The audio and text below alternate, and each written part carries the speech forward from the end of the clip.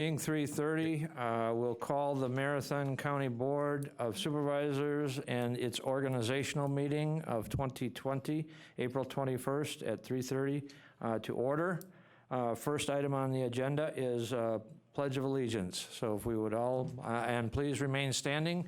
Following the Pledge of Allegiance will be a moment of reflection. I pledge allegiance to the flag of the United States of America and to the republic for which it stands, one nation, under God, indivisible, with liberty and justice for all.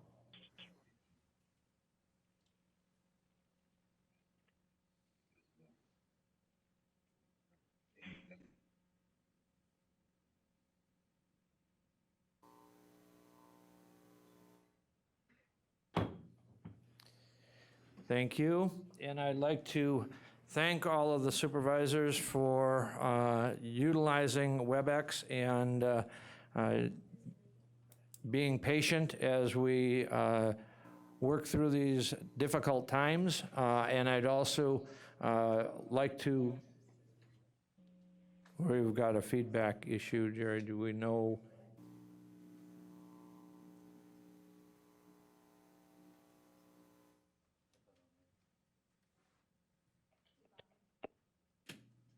Is it possible that the is there any feedback now? No, we're good, all right. I would also like to announce to the public, that we are trying to provide the ability to provide access to the public, and we have a call-in call-in feature for all the public to join and view the proceedings of this board. If there is a chance that you have a comment and you would like to share those, I encourage you to reach out to your supervisor that represents you in the district that you have, because we are not having public comment until we have the technology available to do so. So I'd invite you to contact your supervisor or contact myself via email or by phone, and that is listed on the county website. So again, thank everyone for proceeding in the way that we have to keep everyone safe. And we will proceed with item number 3, taking the oath of office.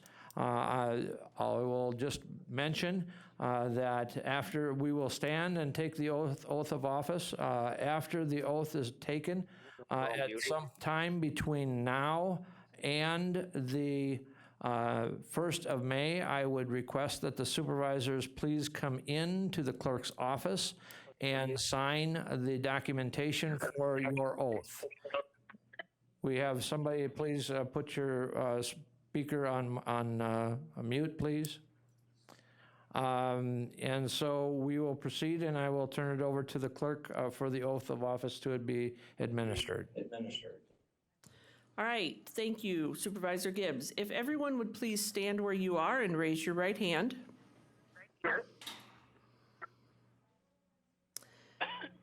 And repeat after me. I, then state your name. I, Kurt Gibbs. I, Gary Beestrom. Who has been duly elected Who has been duly elected to the office of Marathon County Board Supervisor to the office of The Marathon office of County of the Board Marathon County Board Supervisor in and for Marathon County, in and for Marathon In- County, for Marathon County, but have not yet entered upon the duties thereof, but have not yet have not yet entered upon the thereof, duties thereof, thereof. swear that I will support the Constitution of the United States swear that I will support the swear that I will support the Constitution of the United States and the Constitution of the State of Wisconsin, and the Constitution of the the State of Wisconsin, Constitution of the State of Wisconsin, and will faithfully discharge the duties of said office and will faithfully will discharge faithfully discharge the duties of said office to the best of my ability. to the best of my ability, best and if you choose, so help me God. so help me God. and if Thank you very much. choose, so help me God. Well, thank everyone. Thank you for taking the oath of office. And again, I would remind everyone, if you haven't done so, some of the new supervisors who had orientation yesterday had an opportunity to sign their oath of office and pledge.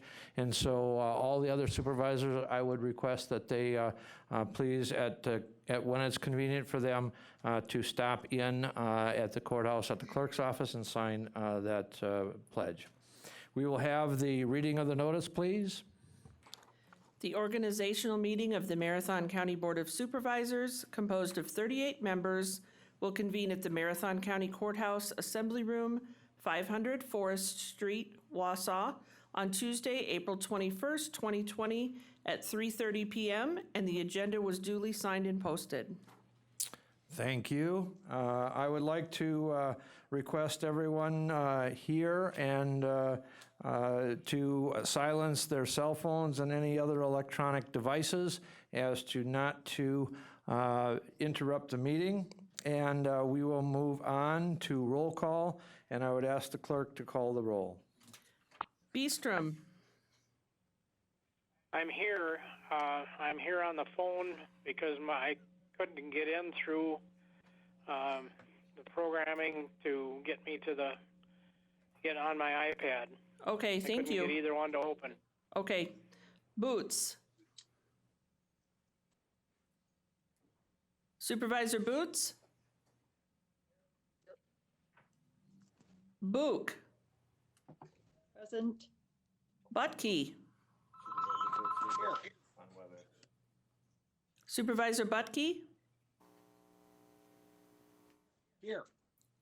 Christensen.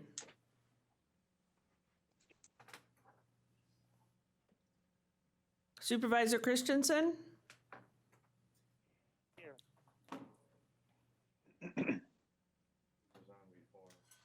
Seiler. Here. Conway. Here. Dickinson. Here. Drabeck. Pfeifrick. Here. Fisher. Here. Gaber. Here. Gibbs. Here. Gonering. Here. Guild. Here. Gums. Supervisor Gums? Harris. Here. Jacobson. Here.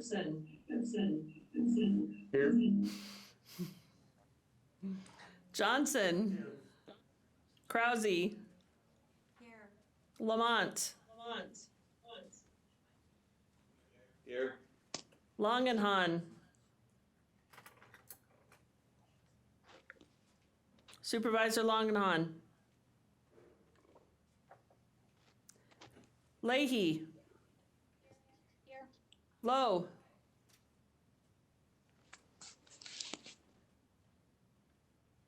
Supervisor Lowe? Mask. Here. Supervisor McEwen. Lowe's here. Thank you. McEwen.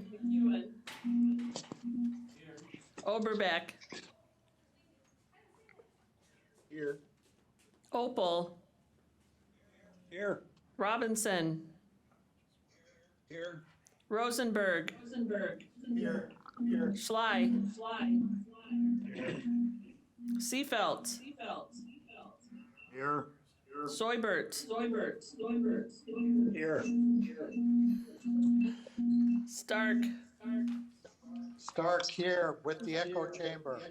Van Cray.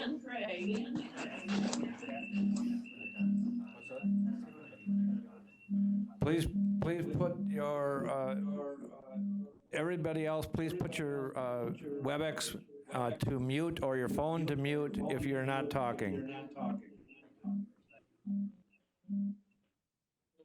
Thank you. Van Cray, Here. Vole, Here. Wagner, Here. Zhang, Here. Here. Boots. Can you hear me? Yes, I can hear you. Thank you. Boots, Thank you. Christensen. Here. Supervisor Christensen? Gums?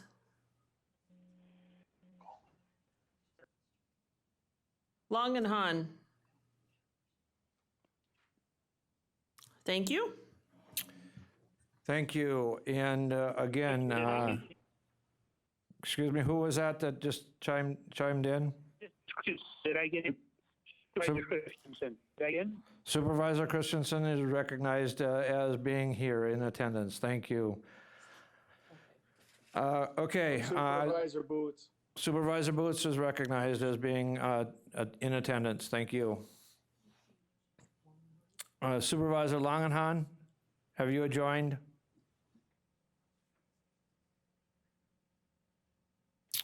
All right, we will move on. I would like to welcome all of the visitors that has joined us today via public TV, and we will move on, and we will start with the ordinance to be voted on the Tuesday, April 21st meeting.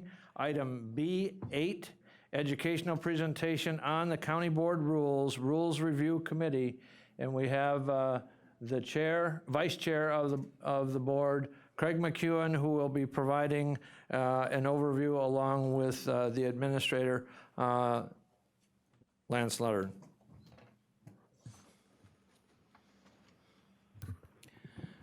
Thank you, Mr. Chair. I'd like to start out by welcoming the new supervisors and welcoming back the returning supervisors.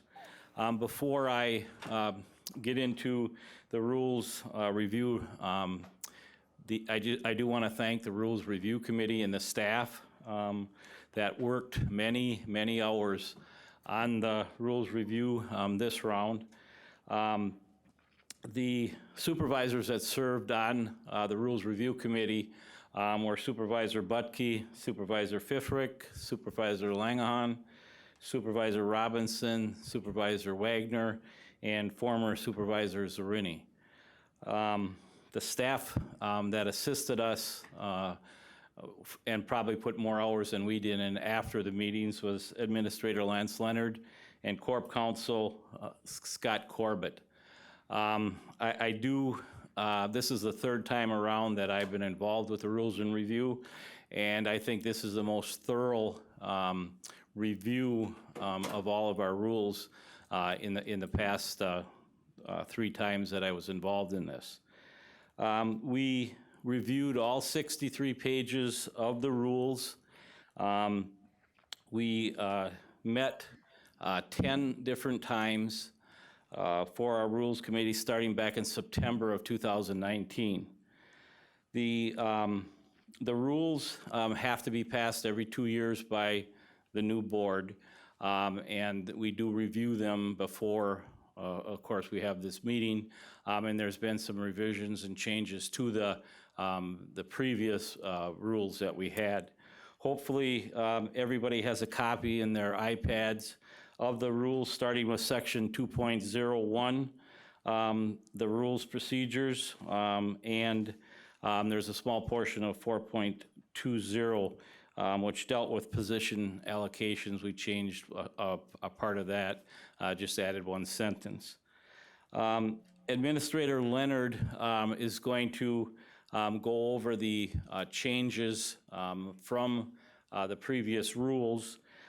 Prior to coming to the board, these rules were presented to the executive committee, and for the most part, they were approved by the executive committee. There was, I think, 1 change. As we review these rules, if you have any questions, reference the rule that's being discussed or any other rule that may not have been changed that we may not go over. We're not going to go over all the rules, just mainly the ones that were changed. And if you have any questions, I don't know if you can raise your hand on the laptop or not, or they can? Okay, you can raise your hand on the iPad, so hopefully you can do that or speak up if you're on the phone, and you'll be recognized. Once we're done reviewing these rules and any changes, if there's any changes to the rules that are presented and they're approved, we then will have to vote on the rules, and it takes a simple majority to approve the rules at this time. However, in the future, after these rules are adopted, it would take 2/3 of a vote to change any of the rules. So I'm going to turn it over to Administrator Lance Leonard to go over the changes that we did during the committee meetings. Thank you.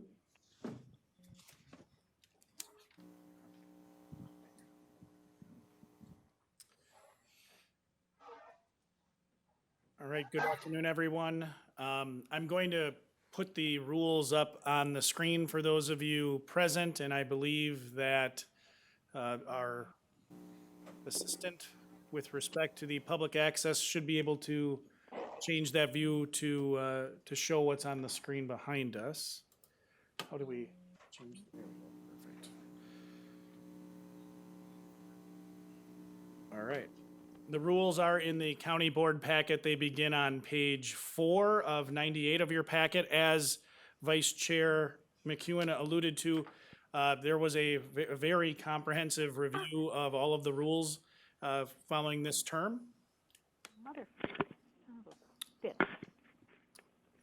I would just ask if anybody, I can hear people on the WebEx, if you can mute yourself, that would be greatly appreciated.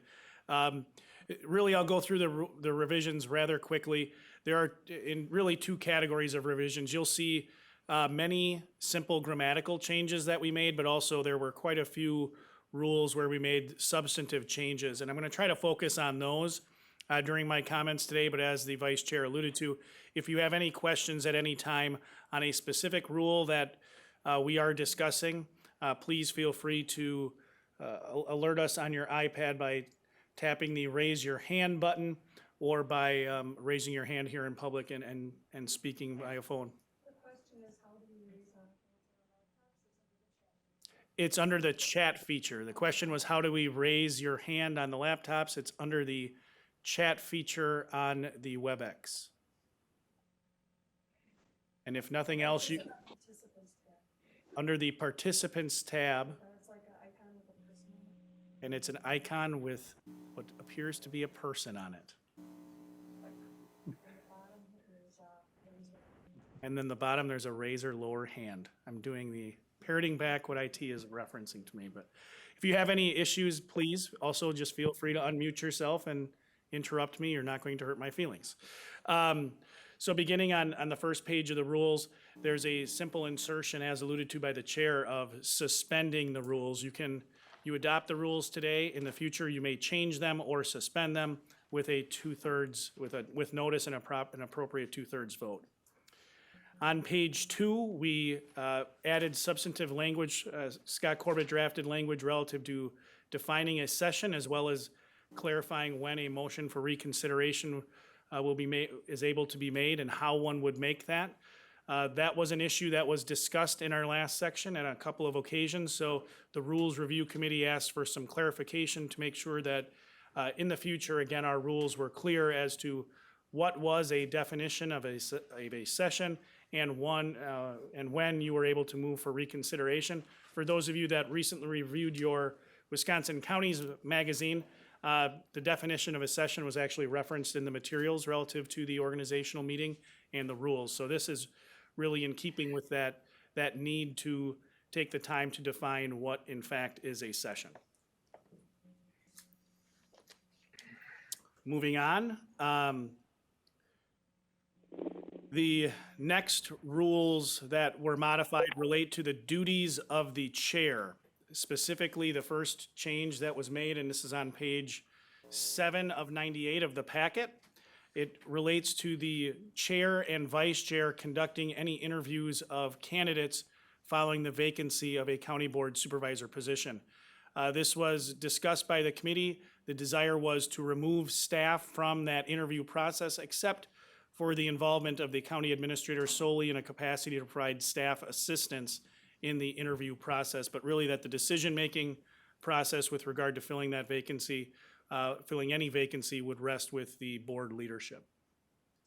Number 2 in that section simply again provides that any meetings, any interviews of any proposed candidates would comply with the open meetings law. And there was a request from board membership to the Rules Review Committee to provide a rule that required communication of the date, time, and location of those interviews to members via email. So that is added to that rule. The last addition that was made with respect to duties of the chair relates to an item we'll discuss in further detail later, and that is considering any requests for approval of expense and travel reimbursements in accordance with Rule 2.01 sub 20. As it relates to the vice chair duties, we clarified that, and again, this was actually a change that was made last year in the rules on the floor, but it really just provides that the vice chair, as Vice Chair McEwen did this year, serve as the chair of the Rules Review Committee. Moving forward under Rule 10, the Rules Review Committee essentially adjusted the order of proceedings for the Thursday board educational meetings. What it did was it moved the review and discussion of any voting items to be voted on Tuesday. It moved that up in the agenda above any educational presentations that were being made, and the thought process was there that it allowed any staff that were attending the meeting, for example, if Frank Mattel were attending, our Employee Resources Director, to discuss a change to any of our employee policies or new position requests, that he would be able to provide that information promptly at the beginning of the meeting before that educational presentation would be made. Thanks. The other change that was made with respect to the Thursday educational meeting was clarification around announcements, and really that was just the addition of the 30-second limit per supervisor to ensure that announcements and requests were brief in nature, and that if items needed to be, if longer items needed to be discussed, that they would find their way onto the body of the agenda, or if they were related to any topics being discussed by a standing committee, it would be delivered during the portion of the agenda where standing committees report on items they are discussing in their work. You'll see the same 30-second limit was added with respect to the Tuesday voting meeting. The other change that was made relative to the order of meetings pertains to the public hearing on the annual budget. For those members that are returning this year to the board, you will recall that the discussion on the 2020 budget went rather late into the evening. And the thought process on behalf of Rules Review was to provide a specific rule that suggested ordering that meeting, if it is taking place during a regularly scheduled educational meeting, to order that business in such a way that it was respectful of the public's time as well. So you'll see the administrator's presentation on the budget would be the first item covered, public hearing on the annual budget, then public comment with respect to the relative to the educational meeting, and then all other business on the educational meeting agenda. Moving forward, relative to appointments to committees, boards, and commissions, the Rules Review Committee elected to insert a rule that provided that the county administrator shall not appoint himself to serve on any county board, committee, board, or commission. However, the rule, as you'll see in the second sentence there, does not prohibit the administrator serving on any committee, board, or commission wherein The administrator serves by virtue of designation of the position. The discussion at Rules Review was, again, to provide direction to the administrator on how to make appointments relative to any boards, commissions, and task forces. This is one of the really substantive changes that you'll see in your rules, and it was discussed with the new supervisors during their orientation process. With respect to the scheduling of committee meetings, the Rules Review Committee elected, after a significant amount of discussion, they really wanted to arrive at a rule that provided some consistency in scheduling, while also provided notice to any new supervisors when you were completing your statement of interest relative to service on any committees as to when those committees would be meeting. And then also, one driving force behind this rule was a request by a county board member to evaluate whether or not staff were able to get draft meeting minutes into county board educational packets moving forward. And that discussion led us down this path of really providing some structure around the scheduling of those standing committee meetings to allow staff sufficient time not only to get notices and agendas out and packets completed, but then also to complete the draft minutes for inclusion into future board packets. And staff have already met to discuss how we're going to be able to do that.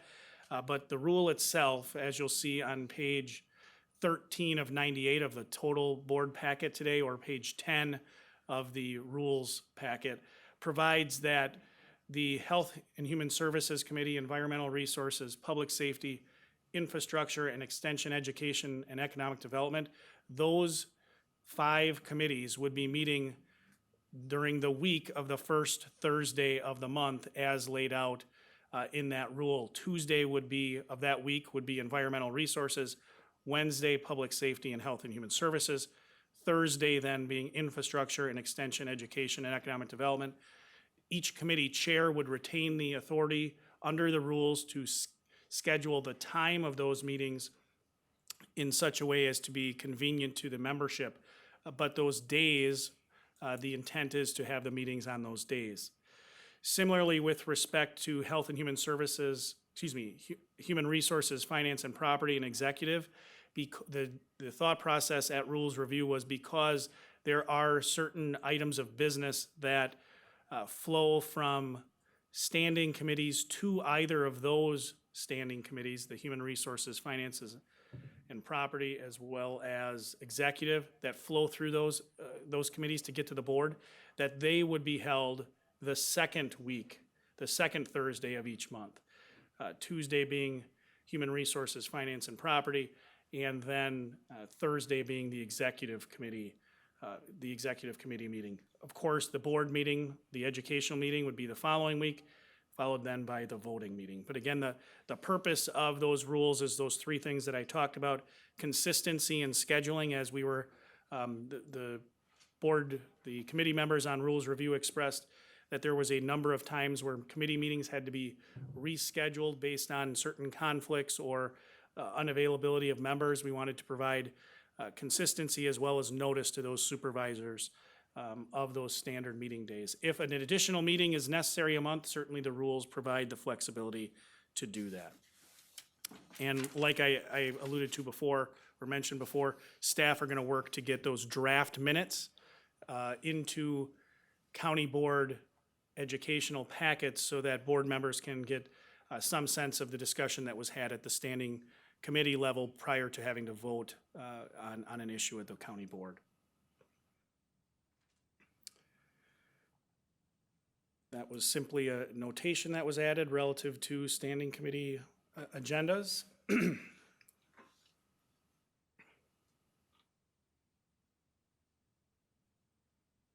That brings me to the expense reimbursement and travel rule, which is Rule 20, which is on page 16 of the rule packet and page 19 of 98 on the full board packet.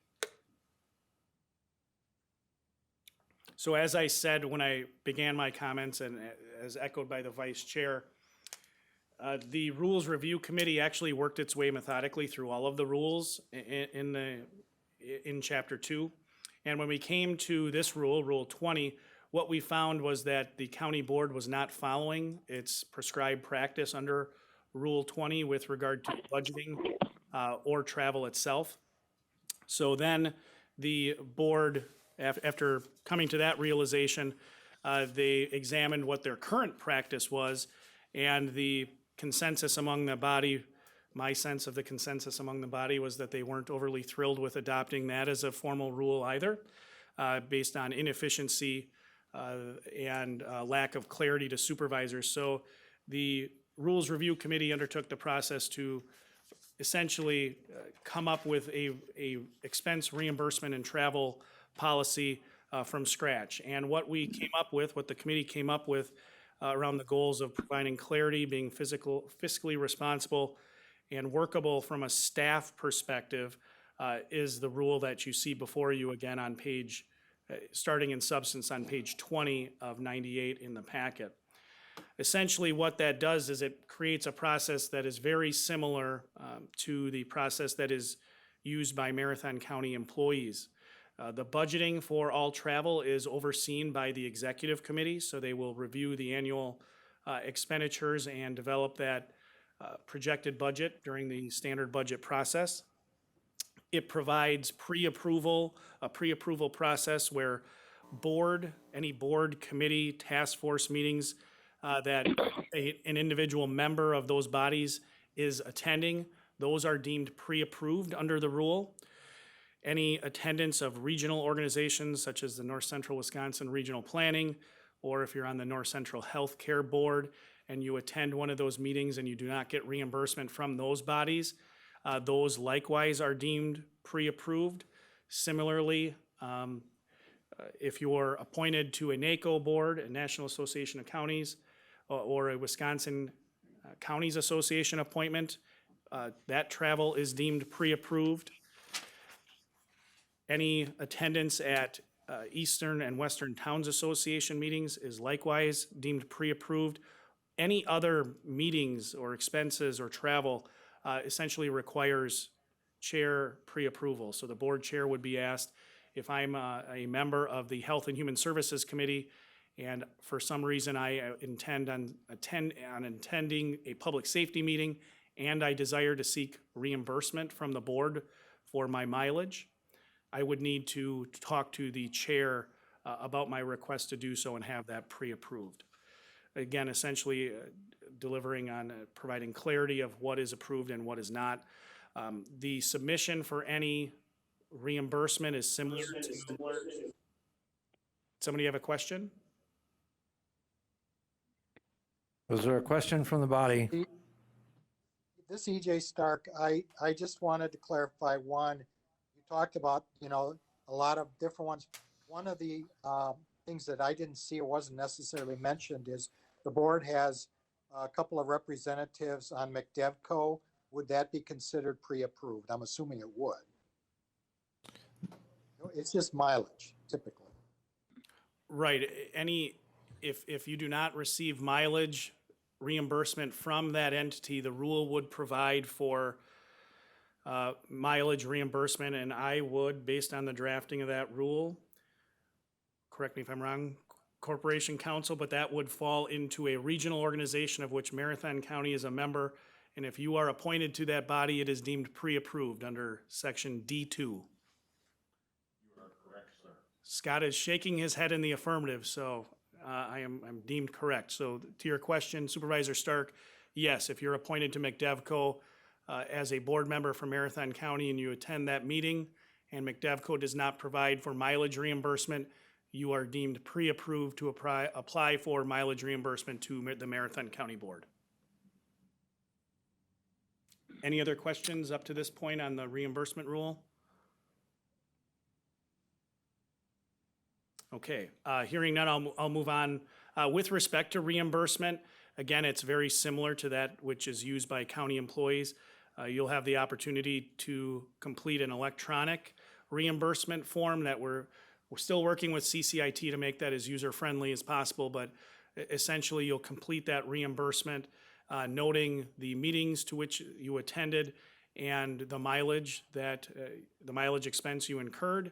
Submit that document again to the chair, and the chair would be in the position to approve that mileage. That submission, as provided for within the rule, specifically section 3 that I'm highlighting right now on the screen, it envisions quarterly submissions. So you would make a submission April 15th, July 15th, October 15th, and January 15th, again, providing some structure and clarity around when the expectation is that county board supervisors provide that reimbursement request. So that is, in a nutshell, the reimbursement rule, which again was one of the primary substantive changes that was made to the rule. I'll end with the last segment of that rule. Certainly nothing in the policy that Rules Review is proposing prohibits any county board supervisor from attending any educational opportunity, whether it's a NACO event, WCA event, or other meeting of the board or local body at their own expense. But otherwise, they would be asked to seek pre-approval from the chair. Okay, I'll ask, is there any questions on the board rules as they're presented? Still have some more. Excuse me, back to the administrator. I apologize, there's more. They went through every rule, so I have a couple more to go through. These are much more abbreviated in nature, and but I do want to provide you some overview. They really relate to the language around each of the committees, beginning with the standing committees. You'll see that many of these changes, we have areas that are redlined that are struck from the previous rules. And they relate to really the reporting relationships that exist between standing committees and departments, and standing committees and other boards, commissions, or task forces. How we broke those down, the Rules Review Committee, again, to achieve clarity, wanted to go through each of the rules, and you'll see as it relates to extension, education, economic development, the first reporting relationship that is listed really relates to oversight of departments. You'll see that the committee would have oversight of the following county departments. The things that we struck, and this is similar throughout the rest of the rule revisions, the Industrial Development Agency, the Marathon County Development Corporation, the Library Board, those are not county departments. So we're really just clarifying what, quite honestly, in my estimation, was some inaccuracy in how we characterize certain bodies. So we made sure that in that first instance, as it relates to departmental oversight, we only listed departments. So see, the only thing remaining is UW Extension. That being said, you'll see the reporting relationship for each of these bodies finds its way into other sections of the rules. So the committee relationship, the governance relationship that the committee, the Extension, Education, Economic Development Committee would have, it has a governance relationship with the Industrial Development Agency. It provides oversight in a governance capacity to that body. As it relates to other organizational relationships that the Extension, Education, and Economic Development Committee would have in a non-governance capacity, that is, it does not directly oversee, but rather has a liaison relationship, those are listed below. You'll see the Marathon County Public Library Board, again, because that is an independent statutorily authorized body. Similarly, the North Central Technical College, we have a liaison relationship. However, that body, the Extension, Education, Economic Development Committee, does not have oversight of the NTC board. So through the rest of the standing committees, you'll see we made similar changes to clarify those items. I'm not going to go through those in detail. Supervisor Johnson has a question. Thank you, Mr. Chair. When I went through the packet, I noticed that one of these committees, the Diversity Affairs Commission, was not relegated within the same committee, but shifted over to the Executive Committee. Is that correct? Correct. And what was the impetus behind that? Sure. Perfect timing. I was almost there. So you'll see we made similar changes, just to finish out my comment. On all of the standing committees, we made a similar effort to clarify those relationships. But when you move forward to other boards, commissions, and task forces, as referred to by Supervisor Johnson, specifically the Diversity Affairs Commission, that's really another substantive area that was evaluated, and the Rules Review Committee, just want to find the section here. It begins on page 47 of your packet, of the county board packet, page 44 if you have a hard copy of the the proposed revised rules. The Diversity Affairs Commission, the discussion at the Rules Review Committee really began with an evaluation of the mission of that body, and you'll see from the redlined language that was previously existing within that, under that body, was to achieve racial and ethnic equity and advocate for minority populations throughout Marathon County to foster cross-cultural understanding and embrace our diversity. For those members that are new to the board, I can inform you that during the last term, the board discussed amending its strategic plan to include objective 3.8 of the Marathon County the Marathon County Comprehensive Plan, which is also available online. And ultimately, what Rules Review elected to do was incorporate the mission and purpose, incorporate objective 3.8 into the mission and purpose of the Diversity Affairs Commission to tie it to those strategic plan outcomes that we expect to amend within the existing strategic plan relative to objective 3.8. So that's the language change you see. The other substantive change within the Diversity Affairs Commission, a second one I should say, is membership. There was discussion at Rules Review about the importance to have a broad membership, not only from the community, but also to have more county board representation, more elected officials on that body. So you'll see that ultimately the recommendation was to move from a composition of 7 members simply appointed by the administrator to 9 total members, 3 of which shall be county board supervisors. Again, to link that back to, in terms of mission, back to the comprehensive plan, but in terms of membership, also back to the elected body more directly. The reporting relationship, that change was likewise made. Historically, the Diversity Affairs Commission reported to the technically the Extension Education Economic Development Committee. The proposed revision called for the Executive Committee, for it to report to the Executive Committee.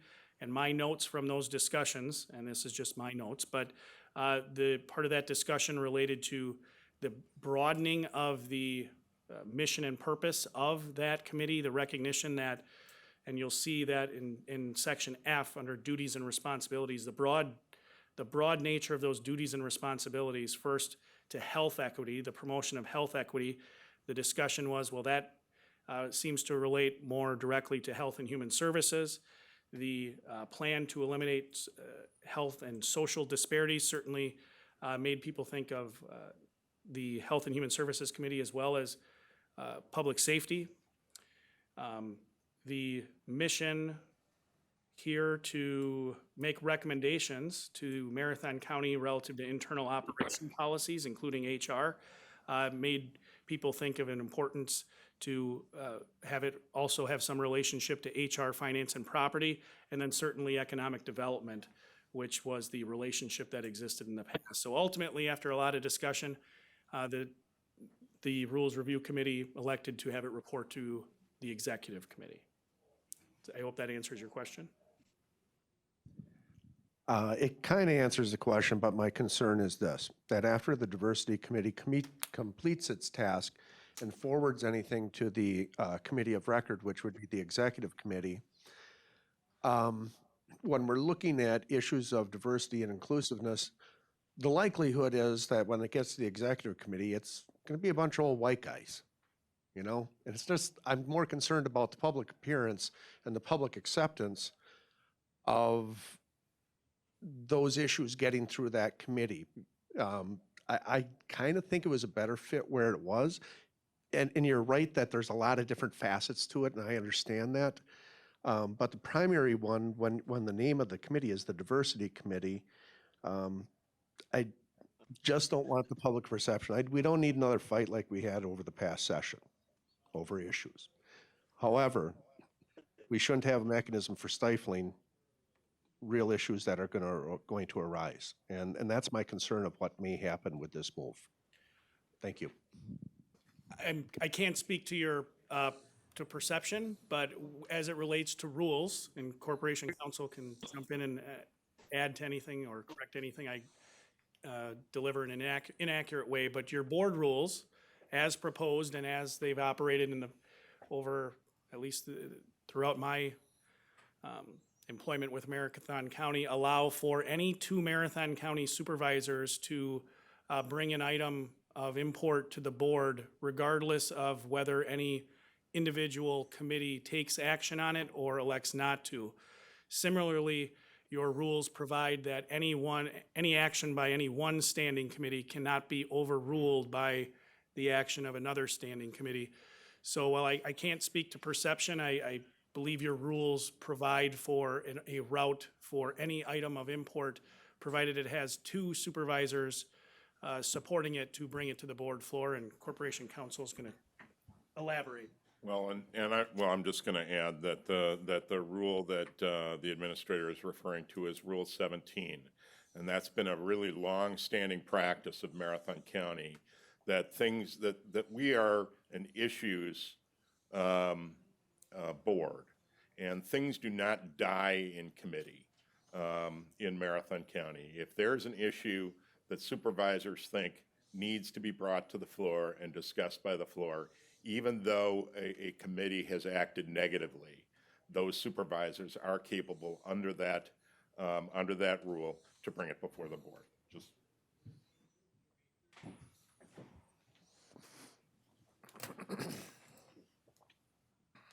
as it relates to, I'll go back to the oh, sorry.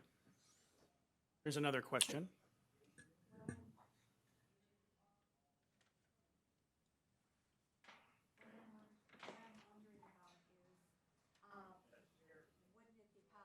To add more people that are diversity, in the community, which would include Hmongs, women, Hispanic, whatever that.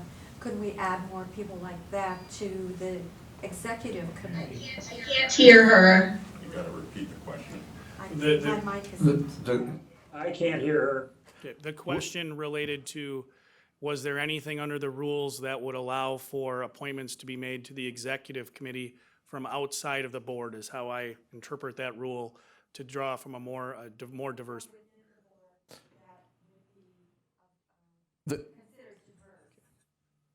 I'll have you repeat the question. The clerk is turning your microphone on. Grab that one.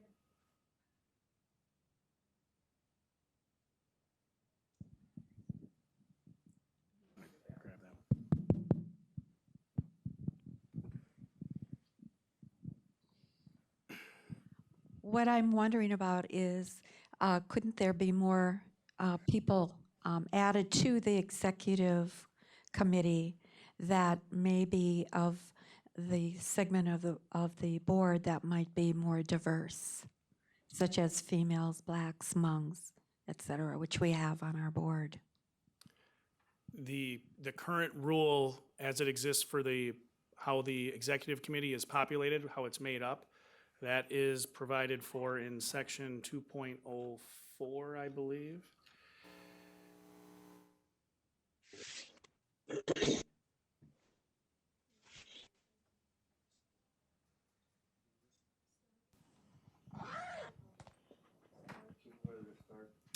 The executive committee membership is provided for as follows. The executive committee is composed of the chairperson of each of the county board standing committees and the county board chairperson and vice chairperson. 2 county board supervisors at large shall be selected by election of the county board to the executive committee. The executive committee will be chaired by the county board chairperson. We also have questions, and I just want to let everybody know that I've received requests to discuss or Supervisor Stark, then Supervisor Lowe, then Supervisor Gums. So Supervisor Stark is recognized first.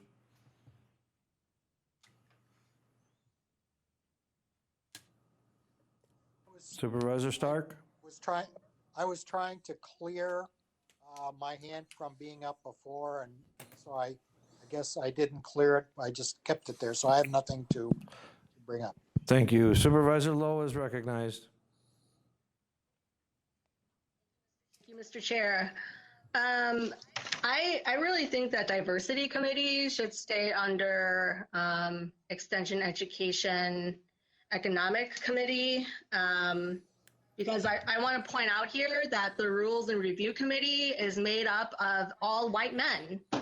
And for them to rewrite the rules so that diversity committee is under executive committee, how does that make sense? You're basically creating rules that don't really include diversity. So, and also the executive committee,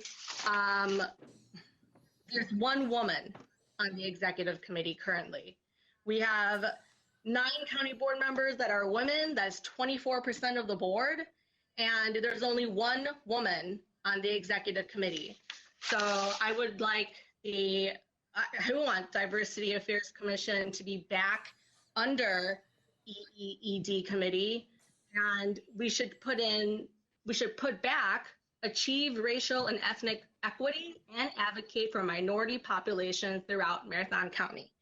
What is a diversity committee if we are not advocating for the racial and ethnic equity of our county? That's my problem.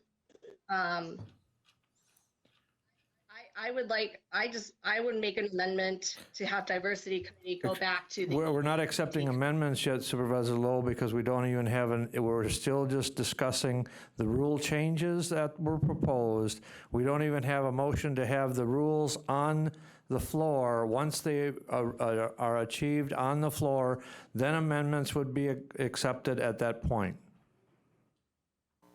Thank you. Thank you for clarifying that. Okay. Then Supervisor Gums. Thank you, Mr. Chair. Can you read me loud and clear? We can hear you.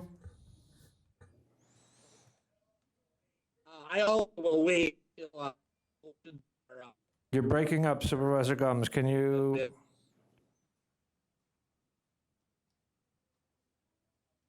I'll pass right now then.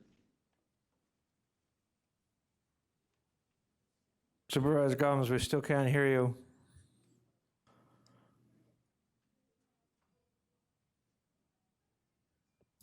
Great.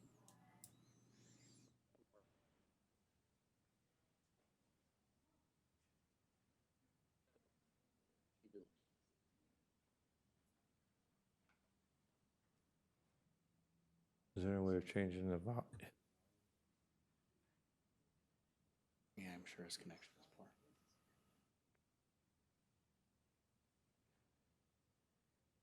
All right, have lost Supervisor Gums's connection. If he returns, we'll come back and allow him to be recognized. Vice Chair McEwen. Thank you, Mr. Chair. Reference the Rules and Review Committee. When we dealt with the diversity affairs issue, we had invited the chair of Diversity Affairs, Supervisor Zhang, to the meeting.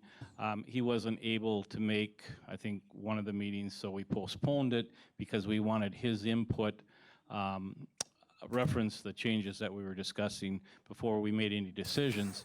And when we did have Supervisor Zhang at Rules and Review, we went over the different changes that we were discussing, and he seemed to be satisfied with them and understood the reasons we were doing them. No other supervisors appeared at the Rules Review Committee, which everybody was invited to appear at those committees. So we did want input from the chair of Diversity Affairs, Supervisor Zhang, and he was there, I think, at the second time. So we did wait to get the input from him. Thank you.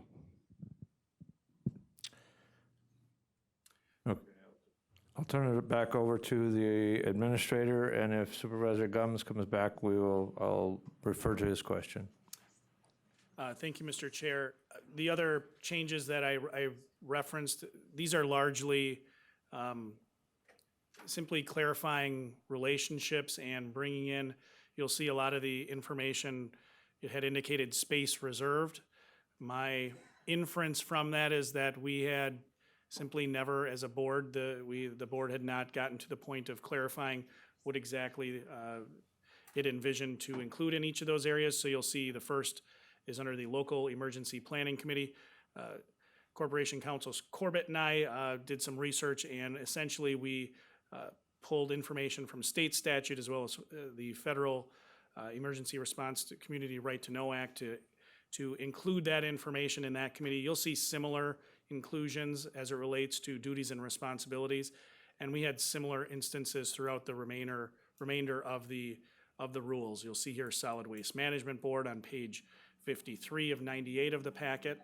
But again, these are largely what I'd call non-substantive in nature. We're adding information that should have been included some time ago. As it relates to the Mount View Care Center Committee, you'll see that that is redlined. That's because that committee no longer exists. So we went through and cleaned up references that no longer were applicable. The next substantive change really relates to the rule 4.20, which is at the conclusion of all of your rules. And it relates to position allocations and the process through which new position applications are made, not only to administration, but the way by which they get to the board. And the vice chair made reference to adding one sentence. That single sentence is redlined. Effectively, what that does is that the process where we would batch position requests to the HR, Finance, and Property Committee, so that those requests are not coming kind of as serial in nature, one each meeting.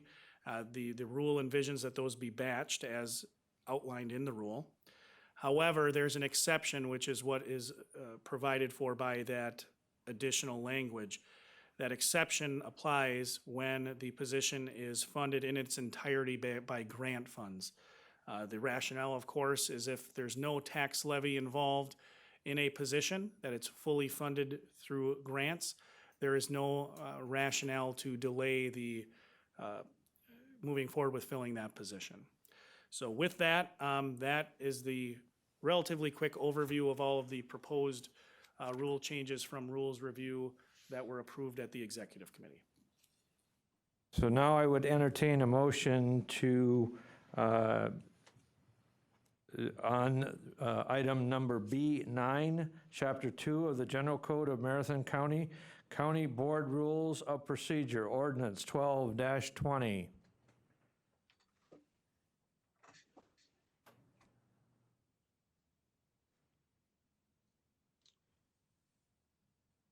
What is your pleasure? Supervisor Pfeiffer, I'll make a motion to approve. Supervisor Pfeiffer made a motion to approve Chapter 2 of the General Code of Marathon County, County Board Rules and Procedures, Ordinance 12-20. Is there a second? Second. Who made the second, please? Bruce Lamont. Supervisor Lamont is recognized with a second. Any discussion? Supervisor Lowe? Supervisor Lowe is recognized. Thank you, Mr. Chair. First, Supervisor Zhang's opinion does not make mine invalid. So I like to put that out there. Also, I would like to make an amendment, please. Go ahead and make your motion. My amendment would be, hold on, let me find it.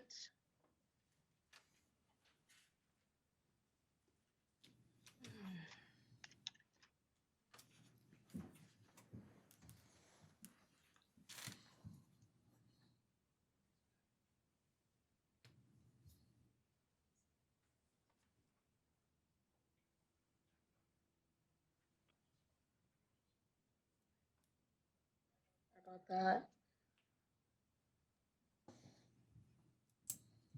Should be Let me get on the right page.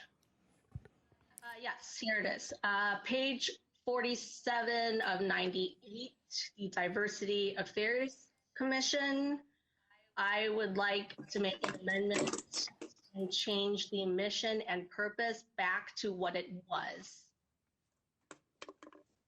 Okay, ma'am, this is Scott Corbett. So I understand what you're saying is you wish to strike the words, ensure that Marathon County is an open, inclusive, and diverse place to live and work.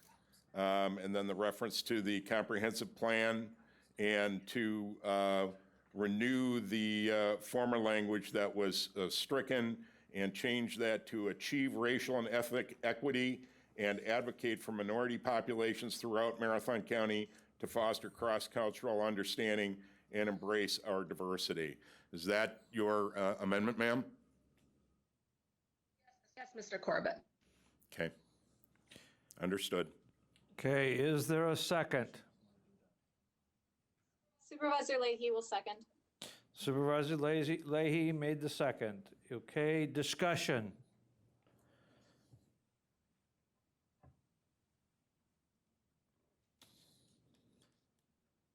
I will make a comment and just from a strictly a practical standpoint, one of the things that the strategic plan does, along with the comprehensive plan, is it guides us in what our work is to do and what our work has been set out. It doesn't mean that we can't deviate from that, but the strategic plan which was adopted and the comprehensive plan that was adopted and has specific goals and measurements to try to get there.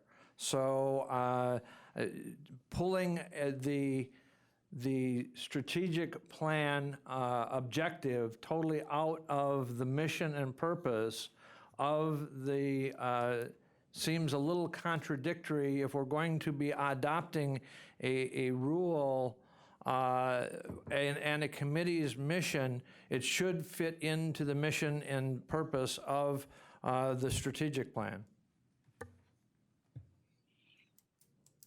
Any further discussion? Stark. Supervisor Stark. Supervisor Stark. Supervisor Stark is recognized. Thank you, sir.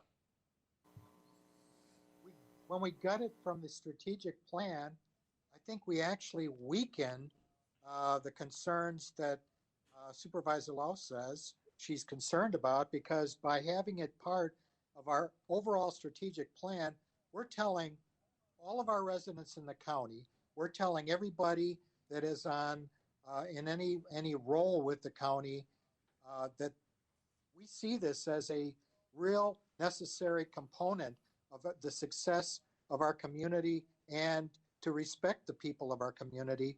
And by more or less taking it out of the strategic plan and putting it back underneath a committee, you're actually making it less, I think, it takes the strength behind getting the board and the whole county behind it. I think maybe I understand her concerns, but I think that this is actually counterproductive to the long-term goal. That's my opinion.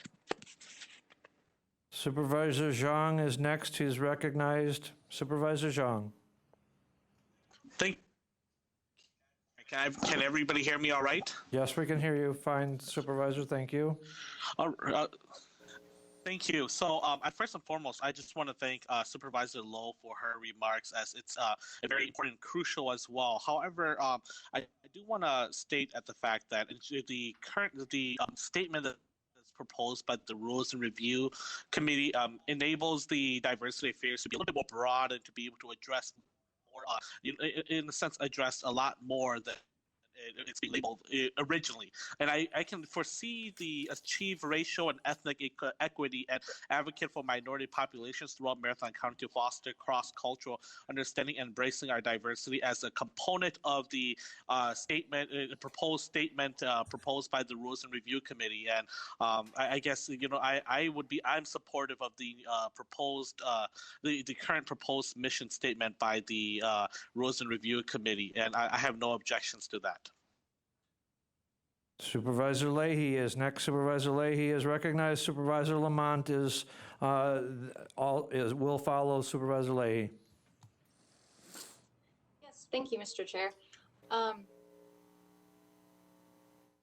see the larger point of really ensuring that the strategic plan is utilized, and this sets into stone that that's the lens through which we're viewing this committee and the work that they do.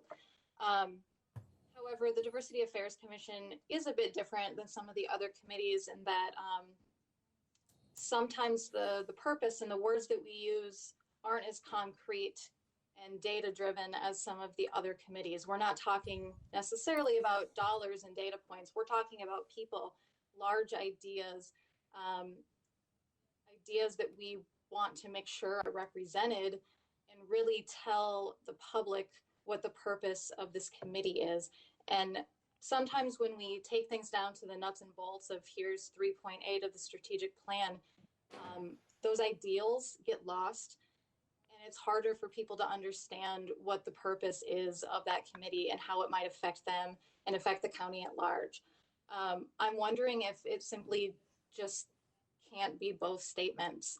Can the mission statement encompass the strategic plan objective, but can it also leave the other piece that was in place previously that really speaks to what that objective is trying to do? Hi, this is Scott. So what I'm going to ask then is, are you an amendment to the amendment is in order at this Really stage? sorry. And so it's my understanding that you would be offering an amendment to the amendment that would read, the Diversity Affairs Commission exists to ensure that Marathon County is open and inclusive and diverse place to live and work with the citation to the comprehensive plan, and to achieve racial and ethnic equity and advocate for the minority populations throughout Marathon County to foster cross-cultural understanding and embrace our diversity. Is that an amendment to an amendment that you're offering? I believe that it is, yes. Supervisor Leahy's motion, and Supervisor Johnson has made a second to the amendment. Is there any discussion on the amendment to the amendment? Supervisor Lamont was next to be recognized. Supervisor Lamont is recognized. I took my hand down. Okay, I'm sorry. Thank you. Any other discussion on the amendment to the amendment?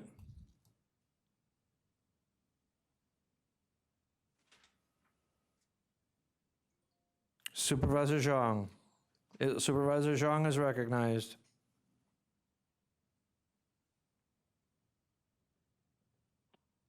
Sorry, Mr. Chairman. I must have not taken down my lower my hand on here yet. I apologize. All right. Any other discussion on the amendment to the amendment?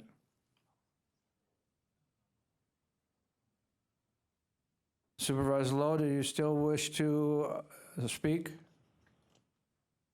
You had your hand up on the, at least down, we had received your hand still being up. Supervisor Lowe? Did you request to speak again? Okay, anybody else wish to address the amendment to the amendment? Did the sound go away? Mr. Chair, it seems like the assembly room is muted.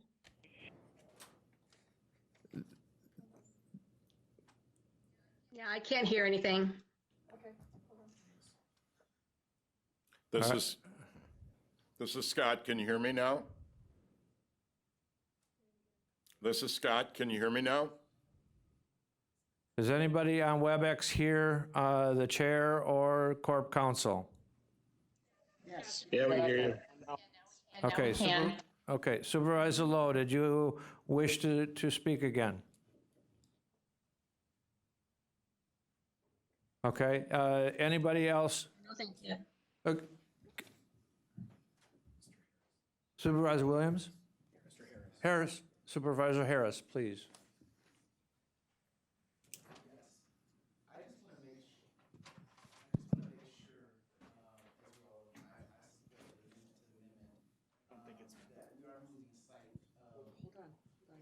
Yeah, people can't hear you, Supervisor Harris. Sorry about that. There you go, thank you.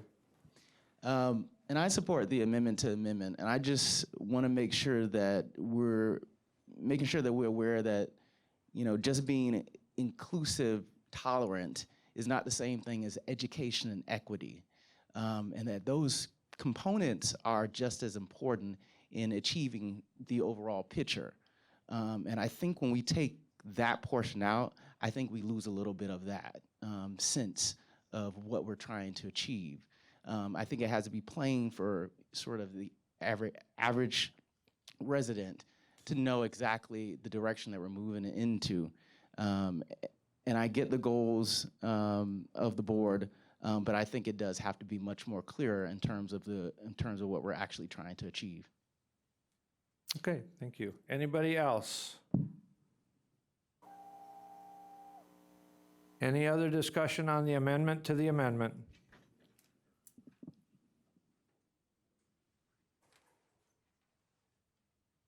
Supervisor Leahy still has her hand up. Did you wish to address the board on the amendment to the amendment? Sorry, no. I'll remove that. Thank you. All right, are we ready to vote? We will proceed to vote on the amendment to the amendment. And the amendment to the amendment is to re-include the strategic plan. Can I? I will have the Corp Council read the whole part.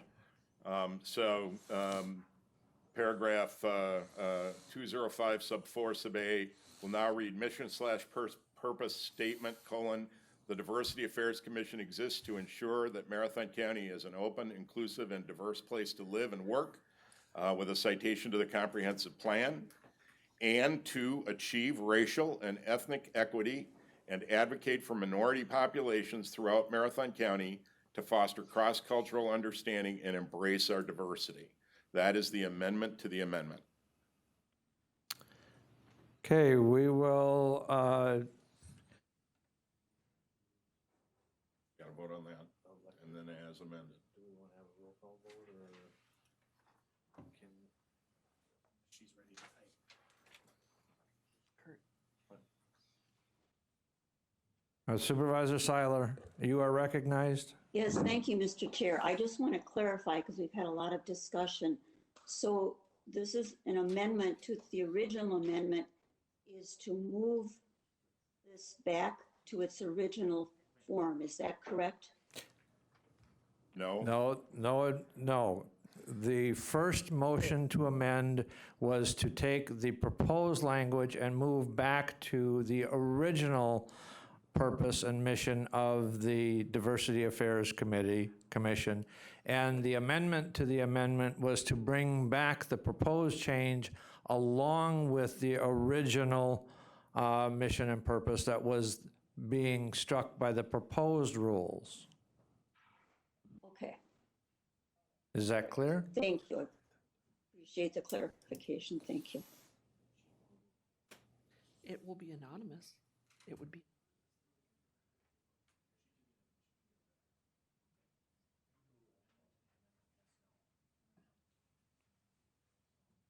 You get to tell them that. I will have the administrator try to explain how we are going to use voting on the iPad. Tried to get the Corp Council to do that, but, so we are going to use the polling function on WebEx. So Jean from CCIT is going to type a poll question. It is going to read as follows. Amendment to the amendment, you will have two choices, yes or no. And your vote will be as Corp Council previously referenced, the amendment to the amendment as read to you. It should appear on your WebEx screen. You should have a button that you would then select, and that will cast your vote. Now, for those supervisors who have used the call-in function, do we have a list of who is called in? How many people? How many people are on phone?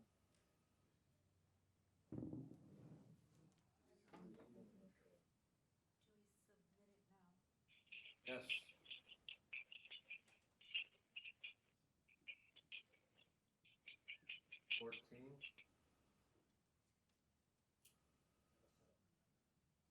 Got call-in user number 14 on.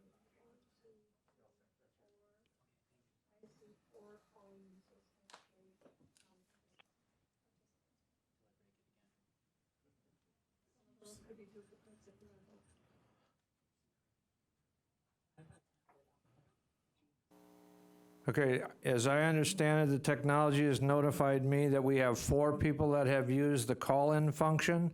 Could you identify yourself on a call-in using the phone? This is Supervisor Christensen. Supervisor Christensen, thank you. Any others additional?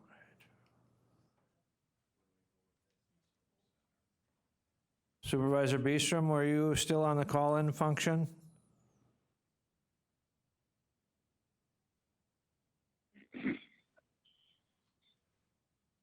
Supervisor Mr. Chair, Beestrom. Mr. Chair, this is Supervisor Van Crate. I think the clerk needs to unmute the people who have called in. Or Jerry or whoever running the meeting. IT is doing that now, thank you. The call-in people, Supervisor Christensen, I have identified you. Who is the other additional? Supervisor Beestrom, are you still on call-in? Mask. Supervisor Mask? Supervisor Beestrom? Supervisor Beestrom? Any additional supervisors on call-in? Can I make a comment? Go ahead. I tried to make a comment earlier when Administrator Leonard was talking, and if I was muted, I could not make my comment. Now, I kept my phone on mute because I was requested to do it. However, I was unable to make a comment, so I think that this whole process needs to be revamped for future meetings. I would appreciate that. Thank you. Thank you.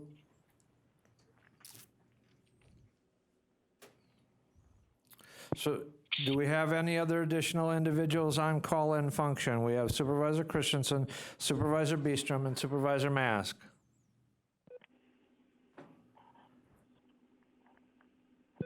I would ask Supervisor Christensen, I'll ask the clerk to call the roll on the 3 individuals on the phone. We also will have a record of the individuals, all of the supervisors on WebEx. Their vote will be recorded. It is recorded. This is not an anonymous vote. Supervisor Beestrom? Yes. Supervisor Christensen? And Supervisor Mask? Yes.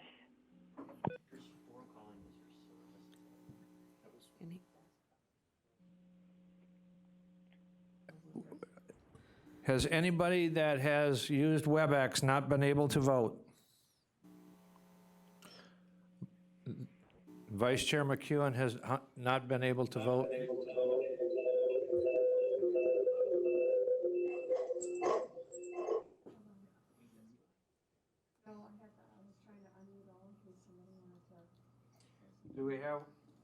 Do we have one other additional individual? How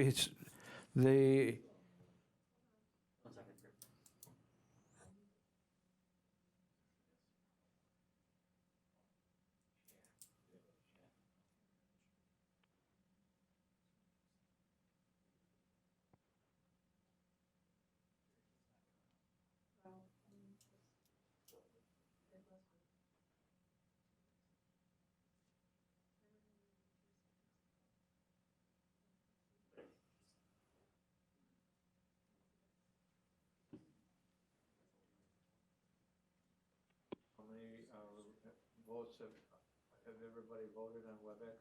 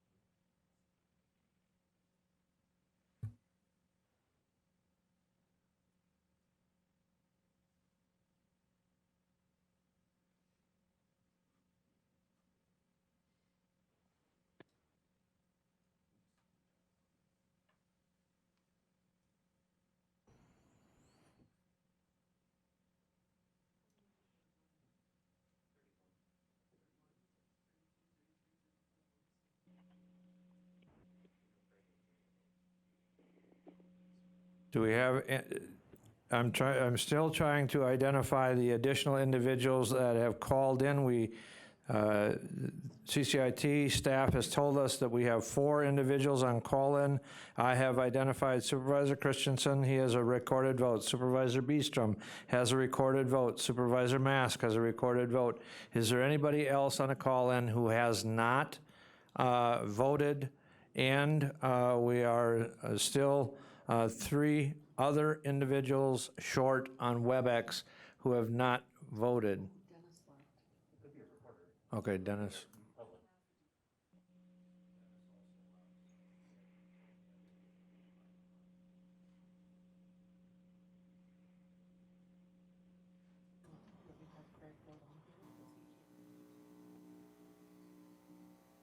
Do you want to vote?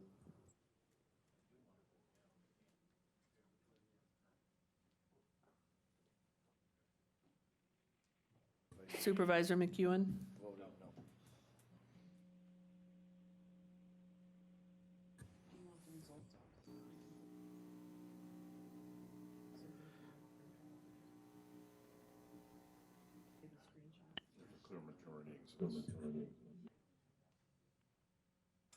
Okay, I'd like to see the result, please. Mr. Chair, Supervisor Seiler? yes, I really apologize. I had my iPad sent me a message, it overheated and it shut down, so I just came back on. Is it still possible for me to vote? If not, I understand, but it just shut down on me. We could take your vote verbally. Everybody's is recorded anyway, so it's not an anonymous vote, so I will accept your vote now. Sure, I vote aye, sir. Thank you. Thank you.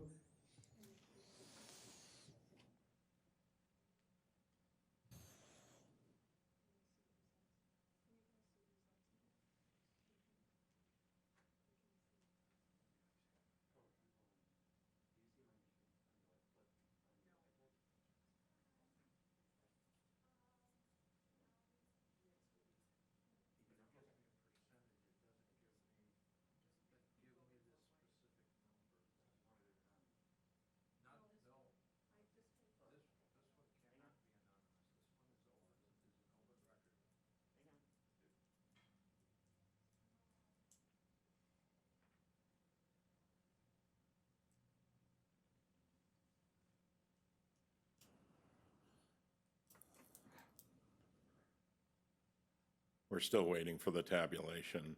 All I know is that I'm going to be the most popular man in the room when I say then we have to vote on the motion as amended. But I think we can do that by voice vote, and if there's, I mean, it certainly sounds like consensus here.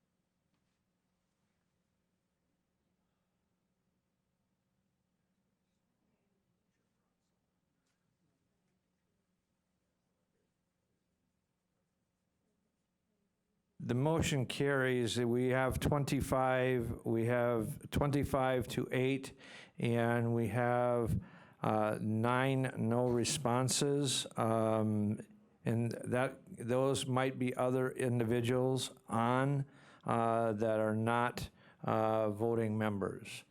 So now at the motion as amended, the amendment as amended, Is there any discussion on the amendment as amended?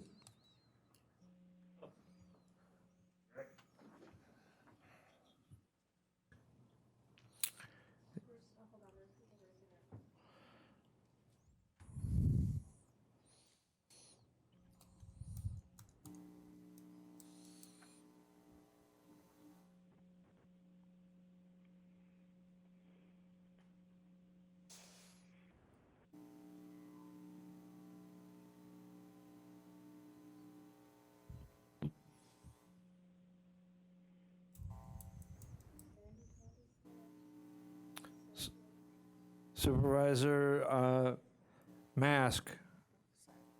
Supervisor Seiler, you are recognized if you wish to speak to the amendment as amended.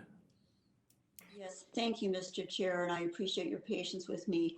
I am not sure if I missed any discussion while I was off, so begging everyone's patience. Could you repeat then what we would actually be we'll be voting on next, or is that coming up? Thank you, sir. Sure. The original amendment removed the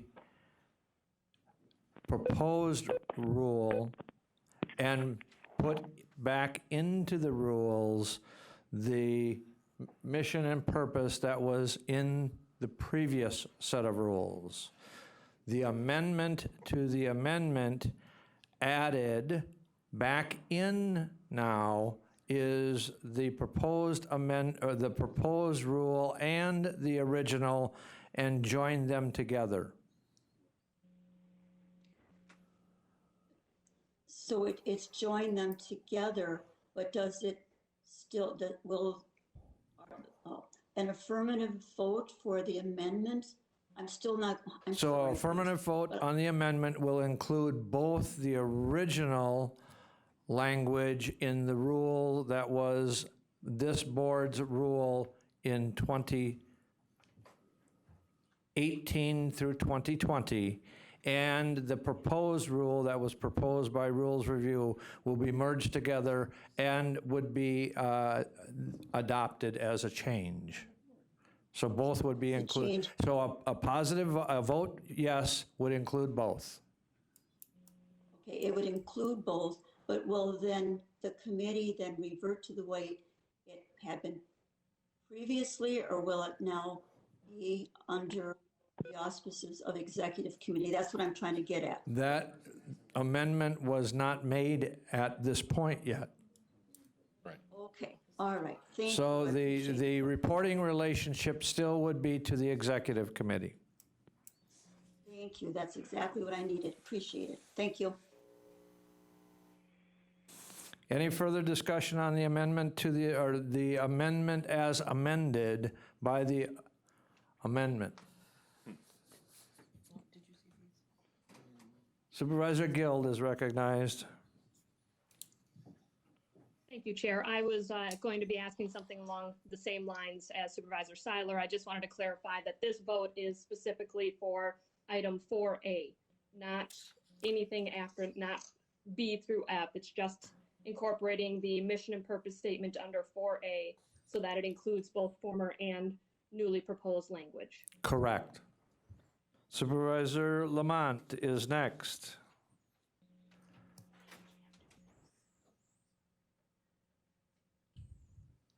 Supervisor Lamont is recognized next. Yes, Mr. Chairman. So to be clear then, it's still under the executive, goes to the executive committee? I thought that's what was trying to be amended. No, the amendment was for the mission and purpose. Okay, thank you.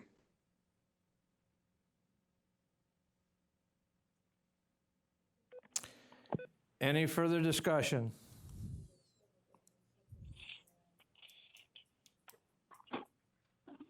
After you've asked your question or you've been recognized and you no longer wish to speak, I would appreciate if you could please lower your hands so that I'm trying to identify everybody and trying to recognize everybody as they wish to speak to the agenda item. Supervisor Lamont still has his hand up.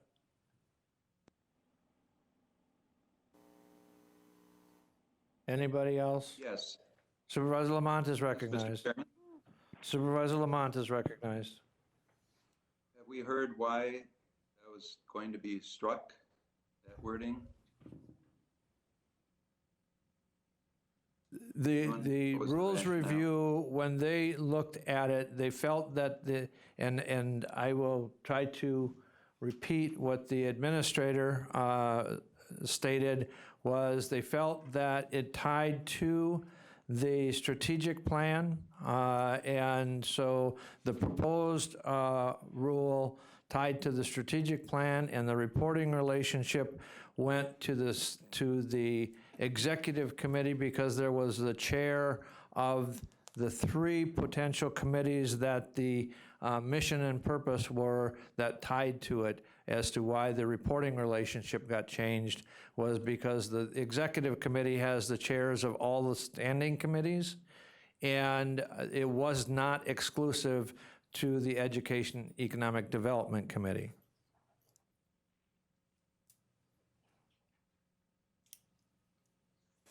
Any other discussion?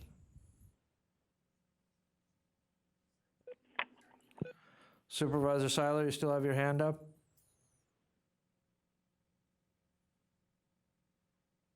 I cannot hear you. You must be still muted. Okay, so is it off now? Now I can hear you. Okay, excuse me, your hand is taken down. Thank you. Got it. Okay, are we ready to vote?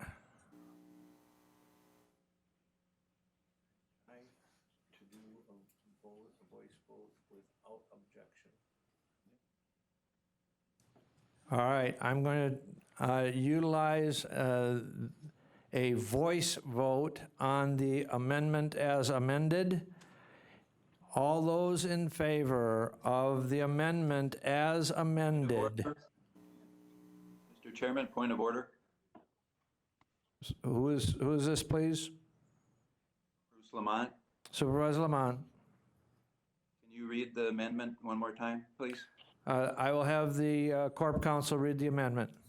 So just to be clear, this is only an amendment to the mission statement at this time. And that's paragraph 4A. It's 205 sub 4 sub A, mission purpose statement, : the Diversity Affairs Commission exists to ensure that Marathon County is an open, inclusive, and diverse place to live and work. And then there's a citation to the comprehensive plan, and to achieve racial and ethnic equity and advocate for minority populations throughout Marathon County to foster cross-cultural understanding and embrace our diversity. That is the amendment. Is everybody clear? Supervisor, did that clarify it for you, Supervisor Lamont? Yes, thank you. Any other, so anybody else have any other questions? Again, I'm going to try to utilize a voice vote. So all of those in favor of the amendment as amended signify by saying aye. Aye. Aye. Aye. Aye. Aye. Aye. Okay. Those opposed signify by same sign.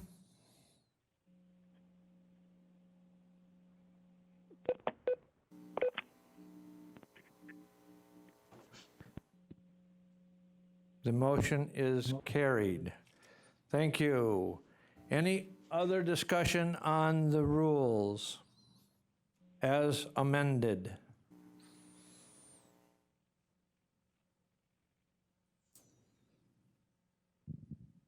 Supervisor Johnson. Thank you, Mr. Chair.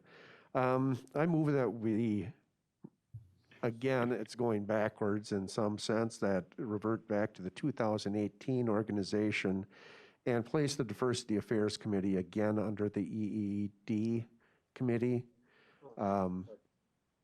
just for the reasons I stated earlier, that I don't want the public perception to be harmful to the process. Thank you. Motion made to change the reporting relationship of the Diversity Affairs Committee back to the EED Committee. Supervisor Leahy is recognized. Is that a second? Yes, it is. Supervisor Leahy with the second. Is there any discussion?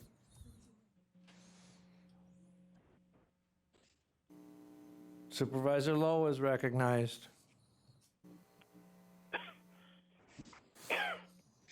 I'm sorry, I had my hand up. Any other discussion?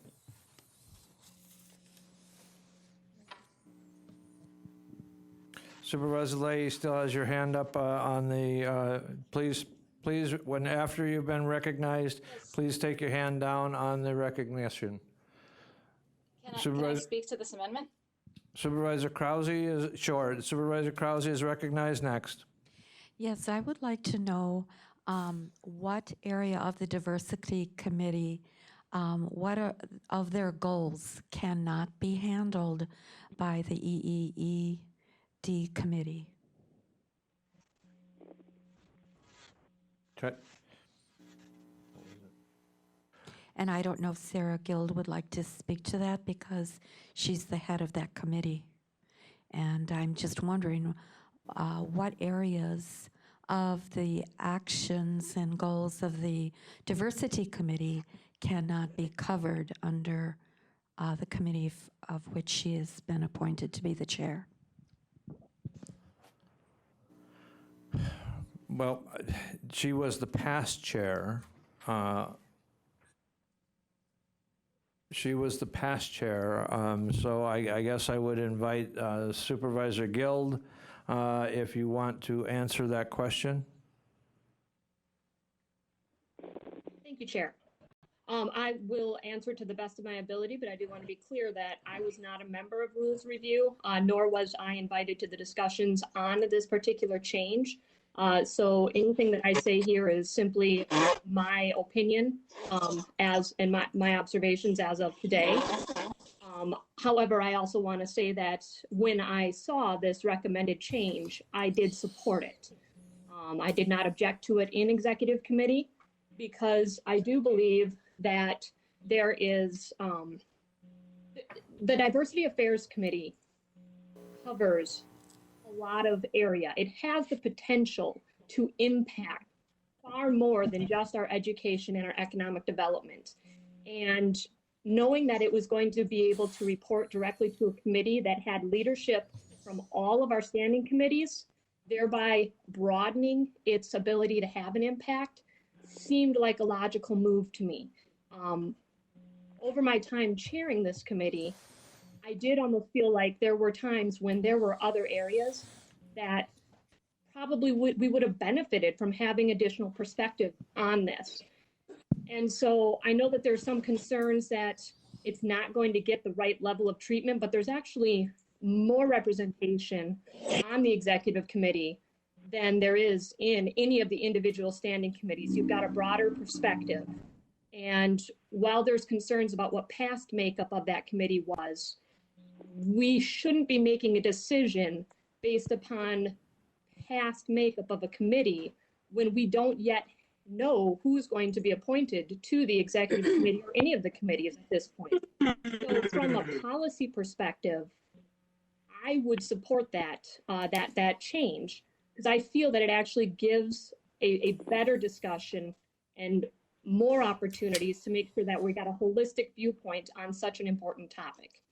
So while, again, I can't speak to what was said in those meetings because I was not a part of it, that is where my position as the former chair of the EED committee is. I hope that clarifies things for you, Supervisor Krause, and anyone else who was wondering. Thank you for that response. Supervisor Leahy is recognized for responding to the, speaking to the amendment. Thank you, Mr. Chair. While I agree that in theory and on paper, sending the Diversity Affairs Commission's resolutions and other business through the exec committee, which does host, is comprised of a standing committee member from every other standing committee. In theory, that does sound like a great idea that would come across many different viewpoints. While it does, in fact, encompass a lot of different committee viewpoints, historically, I'm not certain that that committee is comprised of individuals with different life experiences and viewpoints that would truly speak to the types of business coming through the Diversity Affairs Commission. Of course, the makeup of committees is set to change, but I can tell you the previous makeup of the EEDC committee was very diverse. We had an equal representation of women and men. We had 3 young people compared to, a broad range of ages. We did have a woman of color. And, there's no guarantee that we're going to see that same diversity in the executive committee because typically we have not. That's just a fact. And I think it would do a disservice to the discussions that the Diversity Affairs Committee is having to not send their work to a different standing committee where there's a more likely chance of that committee being a group of diverse voices. And I'm not trying to be insensitive or accusatory. These are just things that in 2020 we need to be thinking about. And it's not simply a perception. It's more important than just the perception, but of course that perception is also a part of it. It's there, and we need to make sure that when we are talking about diverse subjects, that they have an opportunity to be spoken and discussed amongst a diverse group of people.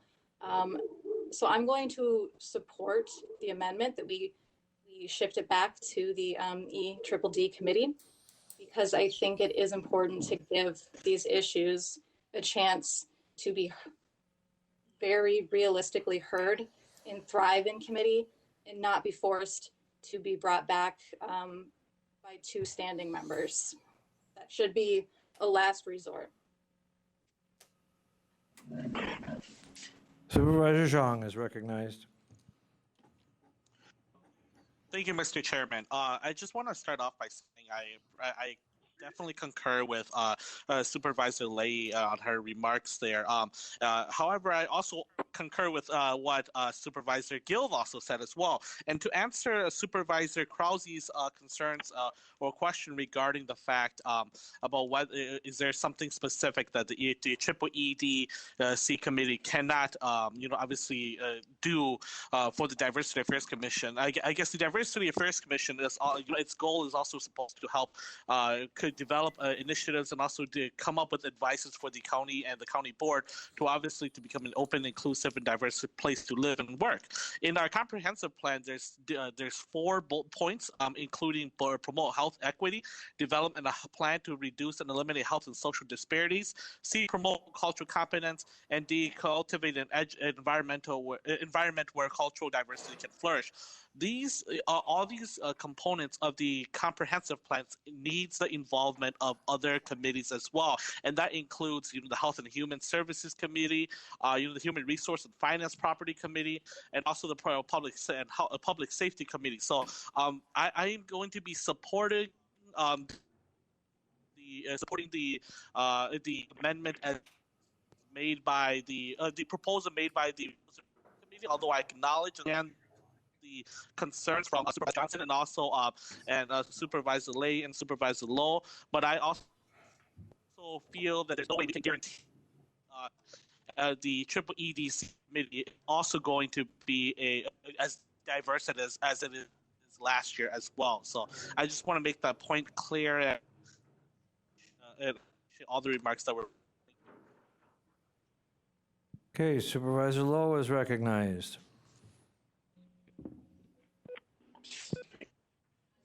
Thank you, Mr. Chair. I just wanted to point out that in the last session, the executive committee had 2 people who are under 40 on it. and that our boards, our committee boards, do not reflect our full county board. I mean, there are 9 county board members that are women. That's 24% of the board. That's almost a quarter of the board.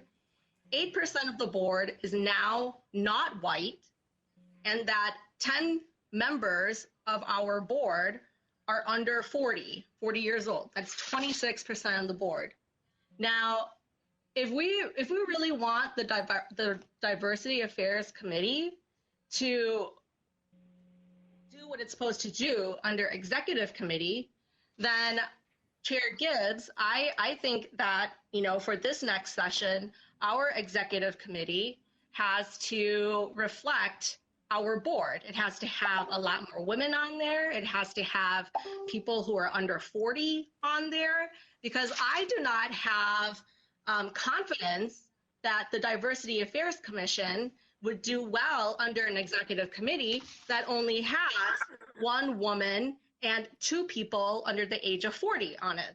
So that is why I do not have the confidence that the Diversity Affairs Commission would do well under the executive committee, just because of that. We definitely had more diversity on the EEED committee. So if we wanted to be holistic about it, if we wanted to be truly holistic about it, then the executive committee does have to change its stripes. 2 people under 40 on the executive committee, and then thinking that the Diversity Affairs Commission is going to do well under it, I don't have confidence in that. Thank you. Supervisor Seiler is next.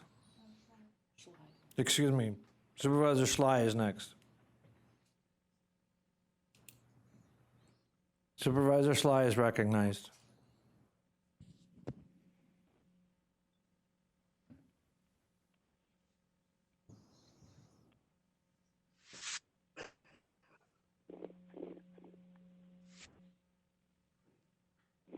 Supervisor Schley, are you still there? Are you muted?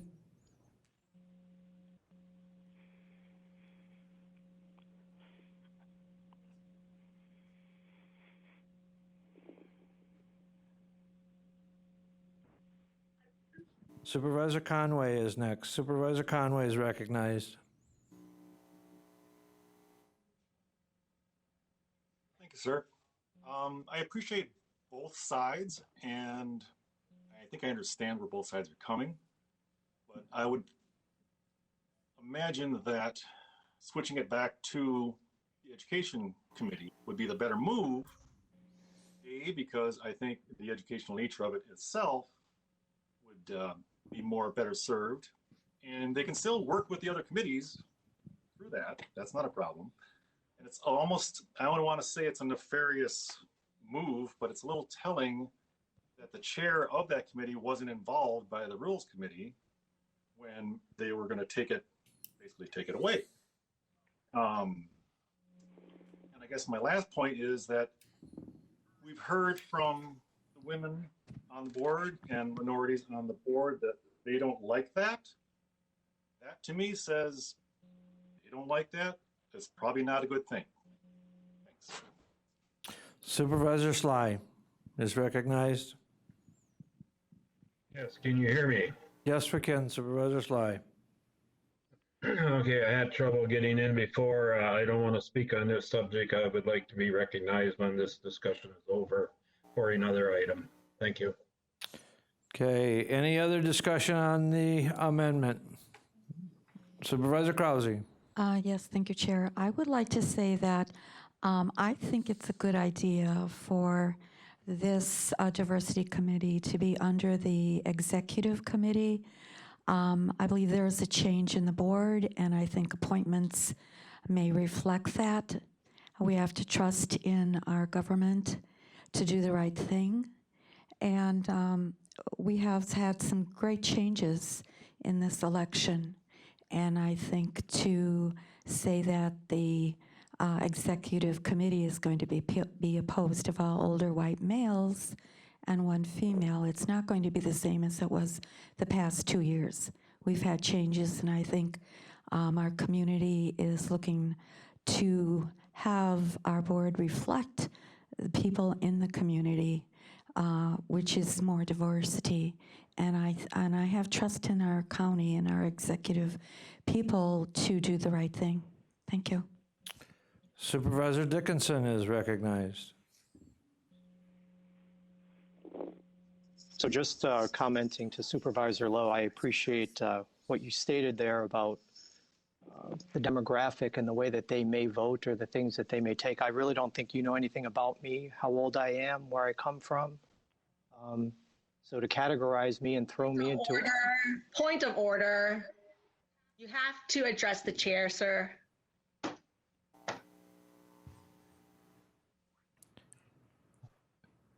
So how would you like me to proceed? Chairman Gibbs, Please I'll make address, the comment to you. please Is that what you address would the like? chair. Please address the chair. Correct. All conversation is to be addressed to the chair. I just used it as reference. I apologize. Speaking directly to you then, my only statement is I don't like certain connotations that are made.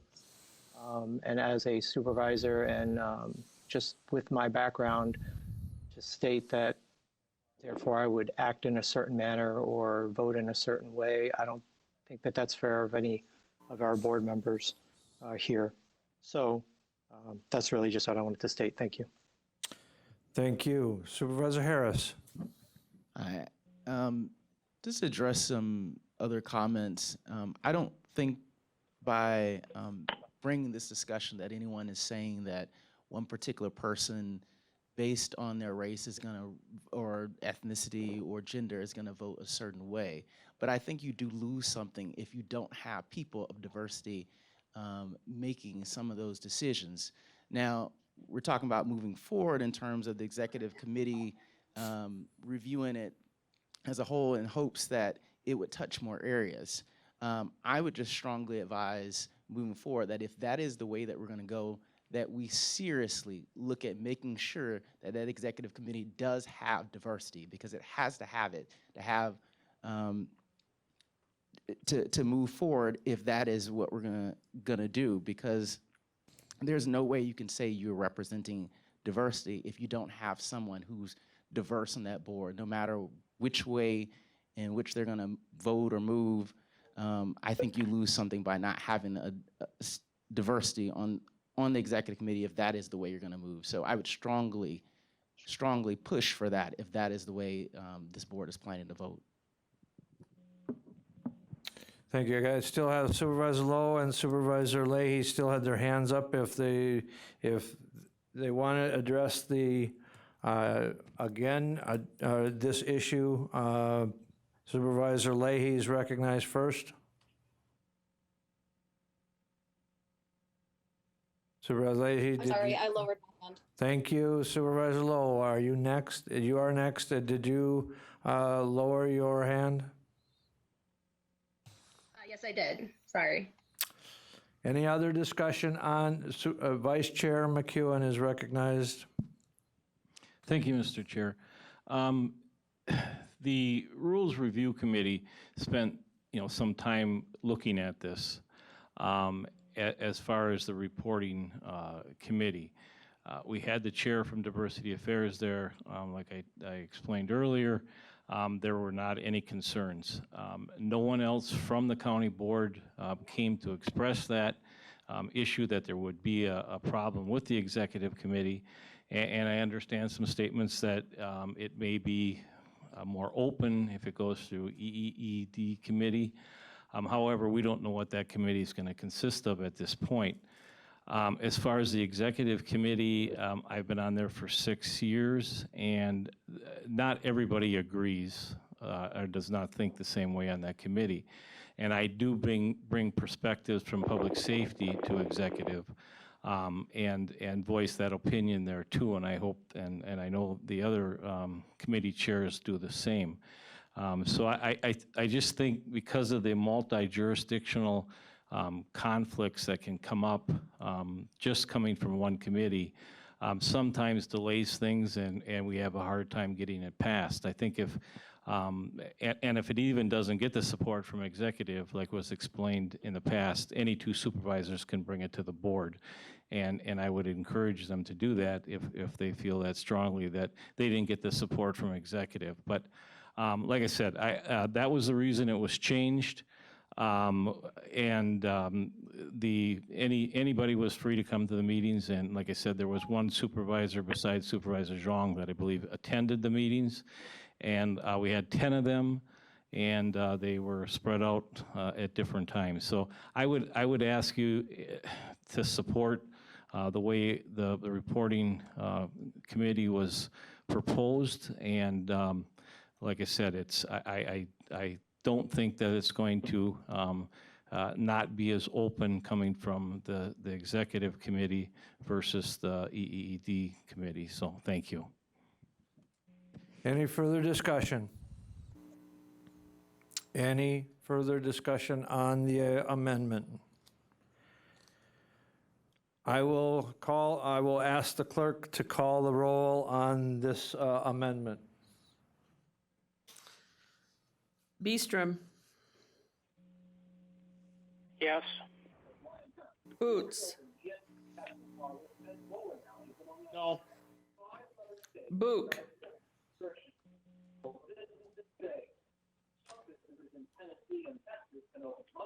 Supervisor Book? No. Butke. No. Christensen. No. No. Seiler. No. Conway.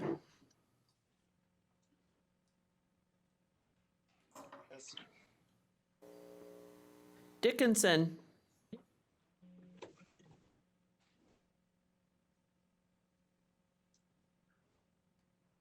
Supervisor Dickinson? No. Drabeck? No. Pfeifrick? No. Fisher? Yes. Gaber? No. Gibbs? No. Gonnering? Guild? No. Gums?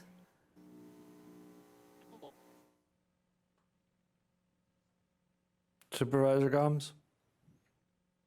No. Nope. Harris? No. Jacobson? No. Johnson? Krause? Lamont?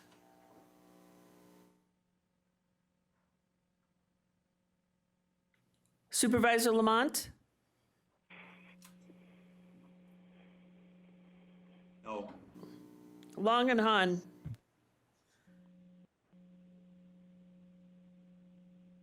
Supervisor Longenhan? What's that?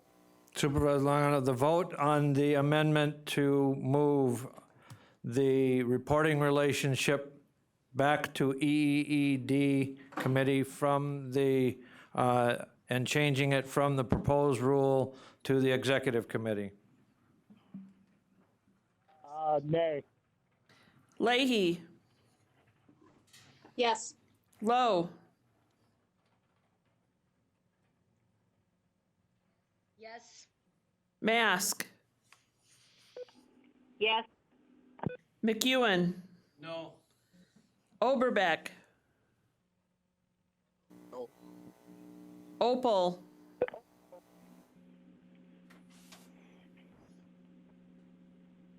Supervisor Opal?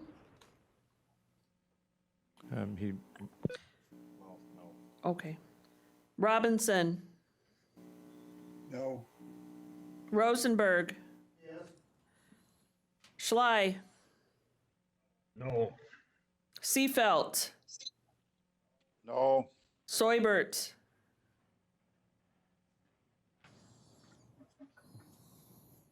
Supervisor Soibert? Answer is no. No. Stark? No. Van Cray? Yes. Vole? No. Wagner? No. Zhang. No. Thank you. And the motion is defeated. We'll move on to Supervisor Sly is recognized.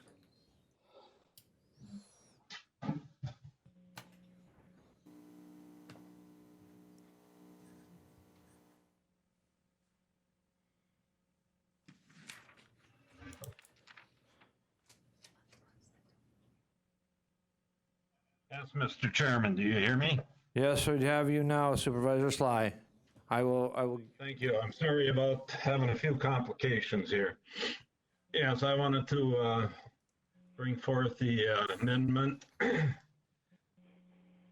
change. We have at this point, we have our Environmental Resource Committee.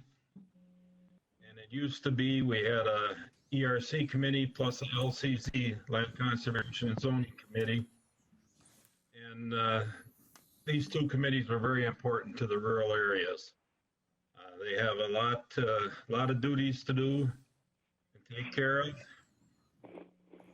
And since we've done away with the LCZ, I feel we are not serving the community as good as we could be by having the two committees. With the two committees, I think we had a little better checks and balances. And another reason is the meetings are getting way too long. The ERC meetings are going anywhere from 2 to 3.5 hours. We have a lot of times we have public comment and input. We have people there to bring forth an issue. And after people are sitting there for 2 hours, you can kind of read their faces that they have pretty much given up on what's going on. I mean, so I guess what I'm looking forward would like to amend is to get the two committees back so we can cut down the workload. When we had the two committees, they both had their plates full, and it would be that way again. But I feel we would be way better off if we went back to the two committees. Thank you. So is your, who is that made the second? Mask. Supervisor Mask made the second. And I just want to clarify, so your proposal, Supervisor Sly, is to revert back to the rules that were in place in 2016 when the LCZ committee and the ERC committee were separate committees. Yes. I mean, I see reading over the job descriptions, there were, some duplication, or there was some duplication. That could possibly be looked at if this goes back to having the two committees to make it even better than what it was before.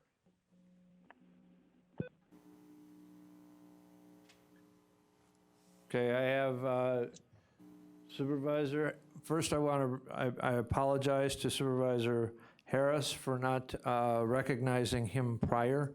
I recognize him for the floor now. Yes, just for the record, and I should have asked Chairman that the amendment be reread because I misread it. I would actually have voted yes to keep it in the Educational Committee. Okay, thank you. Okay, so we have Supervisor Fifrick. Yeah, thank you, Chair. And first, I just want to thank Arnie. Arnie had talked to me about this and his thoughts on it, and gave me some time to think on it myself. And having spent the last 4 years on Environmental Resources Committee, and having seen the before and after with the Land Conservation and Zoning Committee and Environmental Resource Committee, I can agree that it is not perfect at times. However, I think the last year eliminated a lot of duplication that was occurring among the two committees prior. And I know in the 2018 Rules Committee, I know Administrator Leonard did a lot of research for the Rules Review Committee back at that time. which was also shared with the Environmental Resources Committee when they were going through that. And correct me if I'm wrong, Lance, but the agendas from both of those committees contain pretty significant duplications of effort. Talking with CPZ staff, I know in the past that they have appreciated the reduction in duplication of efforts as well by having the committees combined. I'm sure, I guess I'm concerned if we make a change at this time that we're going to create issues with the committee's reporting relationships and some of those other things that need to be thought through the process, like Rules Review Committee provides for. If we do, and I agree, some of those meetings do get lengthy. If we do need to schedule some additional meetings to cover specific policy items, limit those lengthy meetings, I think that's something that can be addressed by the committee chair. I think in some cases it would be healthy. I don't like sitting in meetings for longer than 2 hours myself, and I think there's some changes that we can perfect within this existing framework that we can move forward with. So I think that it's in the best interest of the the county board to continue forward with just the ERC. Supervisor Pfeffrick presented a question to the administrator, and he did serve on the rules review, and I'll have him give him a brief update as to what the rationale when the rules review committee looked at changing and creating two committee, or taking the LCZ and merging that into one committee, ERC, and the rationale behind that. Thank you, Mr. Chair. I can explain for the board the information that I procured, or the research that I did for the Rules Review Committee in 2017 and 2018 when they were considering this.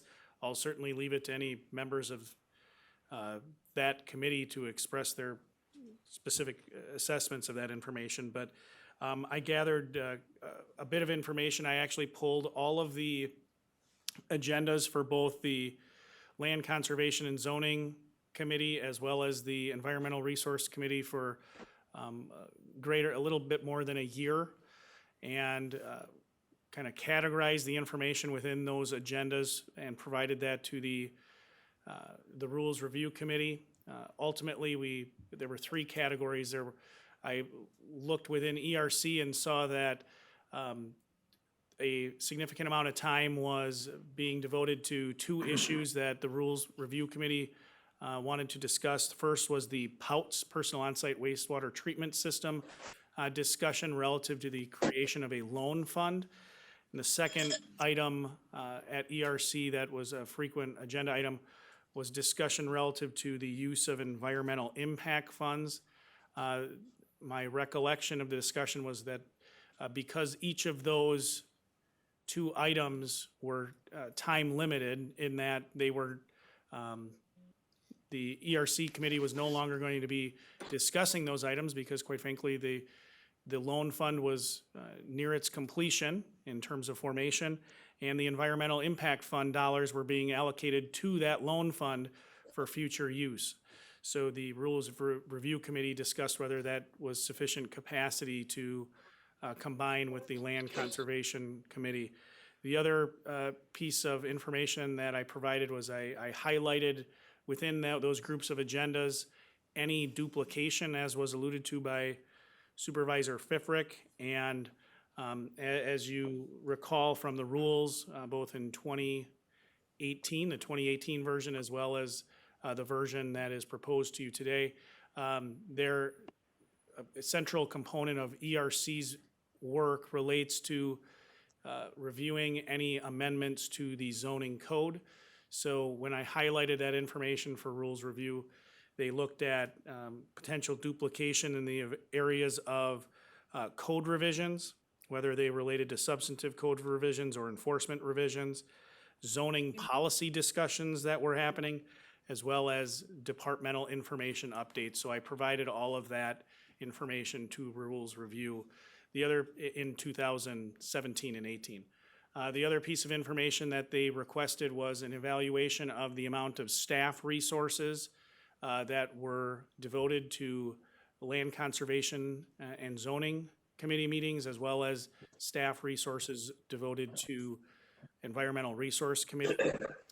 So what I did was I conducted a random sample of meeting minutes during that period of time and provided to the Rules Review Committee an overview or a summary of the information relative to the number of staff that were attending and particularly the staff relating to the Conservation Planning and Zoning Department. And the assessment of administration was that there were significant staffing resources going to both those committees and that there was significant overlap or duplication relative to CPZ staff presence. As it relates to the work of the committees as well, I provided just a computation, a total calculation of the number of meetings that were taking place during, again, a slightly longer than 1 year period in 2017 and 2018, specifically January of 2017 through March of 2018. During that time period, there were 15 Environmental Resource Committee meetings. And during that same time period, there were 15 Land Conservation and Zoning meetings. I'm just looking at my notes from Rules Review from 2017, 2018. So with that information, they then, the Rules Review Committee asked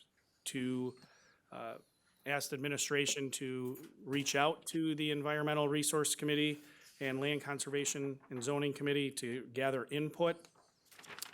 And I attended meetings, one meeting of each of those bodies, and went over the discussion that was taking place at Rules Review to get feedback from each of those committees. There was discussion at those committees about the potential shift of voting rights as it relates to a non-elected membership on each of those bodies. For those of you that don't recall, the Land Conservation and Zoning Committee had a provision that provided for membership for a Towns Association representative. And under our previous rules, that individual had voting privileges and was counted toward the determination of a quorum. At Rules Review, that was discussed, and based on the feedback from the Land Conservation and Zoning Committee and Environmental Resources Committee, ultimately the proposal was to maintain the membership of that individual, that Towns Association member, on the subsumed, I guess the Global Committee of Environmental Resources, but they would not have voting privileges. Similarly, Environmental Resources by rule had a requirement that the Farm Service Administration had a representative on that committee as well. That continued as a result of the Rules Review work in 2018. I think that summarizes all the information that I got for the Rules Review Committee. All right, thank you. Supervisor Robinson.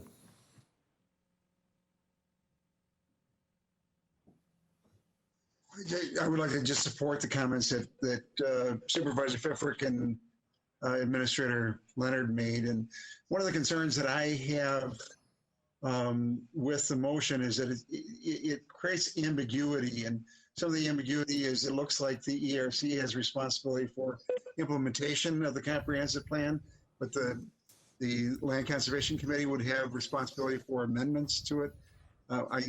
I think that there are some concerns relative to metallic mining being under the purview of ERC and non-metallic mining being under the Land Conservation Committee. I think there are just a lot of unknowns.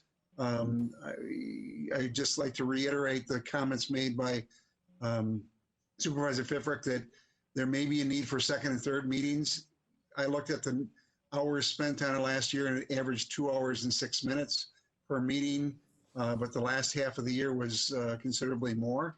So maybe consideration should be given to having 2 meetings a month as Human Resources and Finance does. Supervisor Opal is recognized.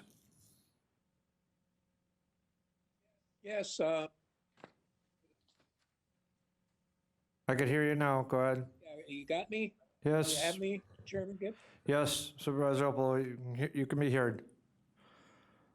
Okay, well, I support the the amendment or the resolution from Supervisor Schley.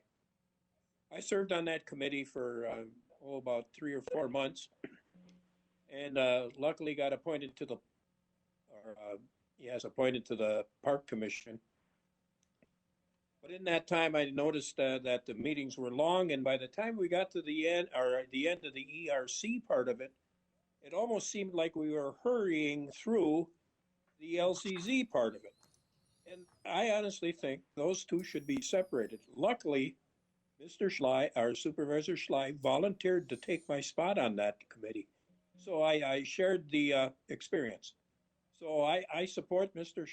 Supervisor Schley. Thank you. Okay. Supervisor Seiler. Thank you, Mr. Chair.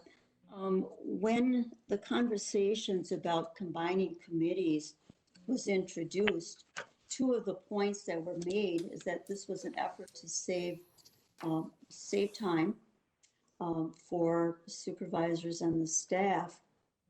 And yet, when you take a look at the fact that the meetings are running so long, and as you've just heard from the last comments, whether it's the committee members, the staff members have to report, members of the public that come to testify, or special speakers that come to present on a special issue that really is discourteous to the people involved if things run so long.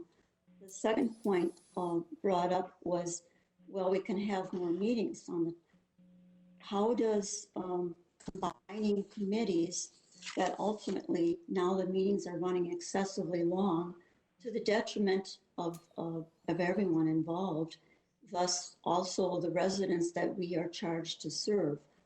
But then having, because having the meetings run long, so now let's have more meetings per month, I think that all flies in the face of saying this was for efficiency. So I don't believe that this is serving anyone well, not the committee members who need to really understand this and stay focused on the decisions need to be made, to the public that we're serving, to the people that are there during the meetings. So I would certainly support Supervisor Schley's amendment. Thank you. County Board. Supervisor Opel, you still have your hand up, and I think you have your open mic. Please put your mic back on mute when you're done. Any other discussion on the amendment? Tom Seibert has one. Supervisor Seibert. Yes. I agree with Supervisor Schley. The fact is that when it comes to ERC, and, I think we've just touched the iceberg when it comes to wastewater and animal waste control. And I think coming down the pipe from the DNR and from all different, there's going to be a lot more work for ERC. So that's why I support Supervisor Schley. Mr. Chair, this is Supervisor Longenhan. I wish to speak. Supervisor Longenhan is recognized. Thank you, Mr. Chair. I have been part of, this would be my fourth term on the board. I was appointed to Land Conservation and Zoning in my first term and ERC in my first term. So I just want to point it out to a lot of people that long meetings are nothing new for that particular department and the committees that are within the department. When I got onto the board, it was not uncommon for a couple of supervisors. We would serve on a couple committees in the same day. For example, Alan Kraus, some of you might remember him. We would typically meet at noon for land conservation and zoning, and the meetings would go until about, I don't even think I'm exaggerating, until about 3 or 3:30. And then Al and I would make our way to the next building so that we could make Park Commission by 4 o'clock. And then following that, in the following week, we would have about a 2-hour Environmental Resources Committee meeting. So, like I said, I don't think I really don't think that the new meetings or the long meetings are a new problem. I had talked with a couple of the members throughout this past term as chair to try and do some evaluation with this change to the rules, because when you do something substantial like combining two committees, you know, we have to keep in touch with the supervisors and see how well the change is doing. And I can certainly say that, yes, the long meetings, the 3 to 3.5 hour meetings, or at the very minimum, the average of a 2-hour meeting per month, yeah, that's still happening. You know, in a typical ERC meeting, and this is for, you know, information for all supervisors, we have about an hour that we spend just on zoning. So if we have 3 to 4 zoning rezones that come in front of us, it takes us about an hour to get through those four hearings, which I think in the grand scheme of things is pretty good considering the tasks that we're given. Then for the next 15 to 20 minutes, we spend on ordinance revisions, which are a little more straightforward, but we still have to give our due diligence towards. Then we spend about an hour on greater policy issues. You know, we spend a lot of time with animal waste changes to those ordinances. We spend a lot of time with land and water. And then about the last 30 minutes we spend on actual education, which what staff usually does is they brief us on either legislative changes that could be happening on other levels of government, or they might be briefing us on a policy item that will be coming to us in future months. So for my first point that I want to make here, when Supervisor Schley contacted me about the idea of bringing LCZ and ERC back, I think the first words out of my mouth, one of the first things I mentioned was, I'm not quite sure that you're going to be getting any more efficient by taking these two committees apart, because I think you might actually have more inefficiencies that come out of it. So for example, if a land conservation and zoning meeting under the old system, okay, so I'm talking, you know, over 2 years ago under the old system, an LCZ meeting would usually take like 2 hours. An hour would be dedicated just towards zoning issues. The other hour would be towards land conservation. And then on Environmental Resources Committee, we would spend an hour on policy items and then the other hour on land conservation. So instead of having one 3-hour meeting under this current system, under our current rules, in the old system, we were actually spending up to 4 hours on this work. So in essence, I think we actually saved time under the new system, but we just didn't get rid of the longer meetings. Another point I want to address is that as far as people waiting out in the audience to either testify or speak on a policy issue that might be farther down on the agenda, both staff and the committee have made accommodations in the past. You know, if you're here to speak on an issue that's farther down the agenda, we'll often move that agenda item up so that person can get in and get out as fast as possible. That way we're not wasting the public's time. The other thing I want to point out is that there are other alternatives to changing the rules that's in front of you today. You know, education takes a lot of time with this group. There are a lot of facts that get presented to us. In one scenario, we could actually require that the committee members review those facts well ahead of time and have their questions ready before they come into the meeting. That way we don't have to have a 30-minute PowerPoint and then to follow it up with 20 to 30 minutes of questions. If you review the PowerPoint beforehand, you can come in with your questions and we save time there. The other thing is that with a lot of things and with the you know, a lot of things, you know, we're all policymakers here, and for policymakers, we want to have enough time beforehand to consider changes and what might come about from those decisions that we make. So we've got a couple options rather than changing the meeting or splitting the committees. You know, one, as Supervisor Pfeiffer had mentioned, we could just have 2 ERC meetings a month. I'm not quite sure what that would do with the schedule that we had in place for the standing committees, but this is an option. Another option we would have is that in the future, and I'm talking when rules review meets in about a year and a half from right now, we could talk about having a zoning committee where just rezones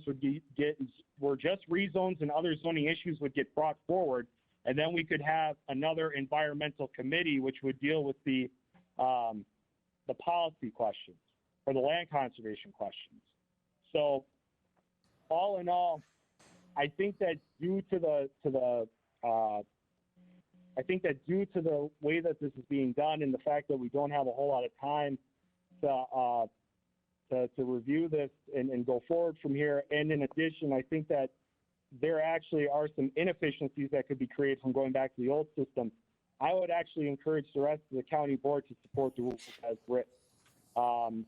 Again, there are changes that can be made given that the committee members are being mindful of the length of the committee time, the meeting time for this term. We can certainly make changes, but I don't think we're going to find the answers in changing the rules.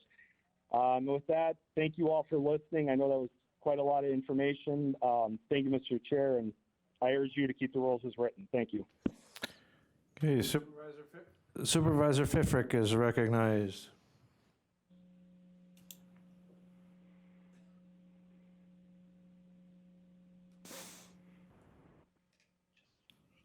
Yeah, we could have the Land Conservation Zoning Committee and then the ERC. In likelihood, the membership on that's going to overlap. So by having just one single ERC with some flexibility that when a major policy issue does come up, that they can hold another meeting, that creates a lot of efficiencies that way in terms of we don't need to have 24 meetings throughout a year. Maybe we have 15. I just think there's some opportunity there to be flexible and just, for staff as well as board members. Thinking about that, I live 25 minutes away from the courthouse. I would much rather come in for a meeting that's 2 hours, 2.5 hours, and come in for 2 meetings, hour and a half each. It's additional 45 minutes of travel time that I have to do when it comes to that. So just some things to think about efficiency-wise and providing some flexibility and just keeping the existing or as proposed in these rules, the Environmental Resources Committee as is. Maybe it's something that, depending on how the next year and a half goes, as Supervisor Langenhahn mentioned, that we could bring up for next rules review. Thank you. Okay, anybody else wish to address the motion on the floor as to amend the rules as proposed to go back to an LCZ committee and an ERC committee? Supervisor Seiler. Math? Yes, thank you, Mr. Chair. I would just like to make the point or raise the question, has this change really been the most effective way to represent our constituents? When you take a look at the job descriptions that were included in our packet, there are some very distinct roles for each of the committees in their original form. And yes, there are some things that might overlap, but at the end of the day, LCZ was statutory in nature and ERC was policy driven. And as Supervisor Schley pointed out, that's what made it a good checks and balance. They both had distinct roles, and each committee then had the time to really study that packet and fully understand it.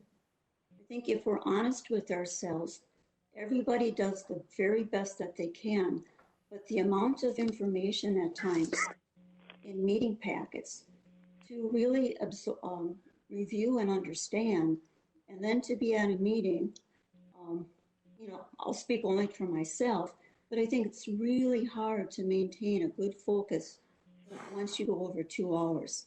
So ultimately, my question would be, has this change been a very good change for those that we serve? And this supervisor thinks not, and therefore I would urge people to support Supervisor Schley's amendment. Thank you. Supervisor Pfeffrick still has his hand up, and I will move to Supervisor Mask. Thank you, Mr. Chair. First of all, I represent a very rural population, even though I am in the city of Mosinee, and I served on LCZ for a long time. I support what Supervisor Seubert said about the new issues coming up, and I support this amendment because I remember being on that committee and digesting that agenda and holding the public hearings, and to put our public at any kind of disadvantage waiting for a committee to get through all the other whatever you want to call it, is not right. And I think these 3-hour, 3.5-hour meetings are terrible. Everyone loses focus. It's a disadvantage for the supervisors, and it's a disadvantage for the public. I totally support this amendment, and I truly believe that this is so important that it needs to be 2 committees. I appreciate you giving me time. Thank you. Any other discussion? Any other discussion? Mr. Chair? Supervisor Sly is recognized. Yes. Thank you. There's been a lot of talk about the length of the meetings, which is a problem. The people sitting on the committee, it's been brought up, by the time we're done, your attention span is gone. But that's not the real issue. The biggest concern I have is I don't feel we are serving our people as good as we should. And that is what we're there for. To serve the public who elected us, and these 2 committees are very, very important to the rural areas. We're talking everything, water to runoff to manure handling. It's the items are endless. I would really appreciate, and I feel we should adopt this amendment. And yeah, there's maybe some overlapping, but I think if we go back to the 2 committees, we can work that out and make the 2 committees more efficient and do our job much better. Thank you. Any further discussion on the amendment? Any further discussion on the amendment?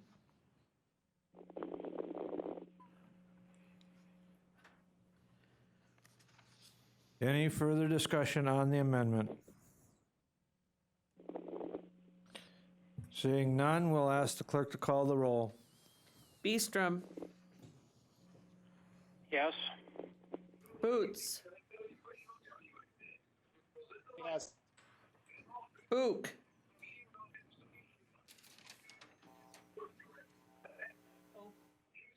Book was no. Book was no. Butke. No. Christensen. Yes. Seiler. Yes. Conway. No. Dickinson. Yes. Drabeck. Yes. Pfeifrick. No. Fisher. No. Gaber. Yes. Gibbs. No. Gonering. Guild. No. Gums. Comes as yes. Harris. No. Jacobson.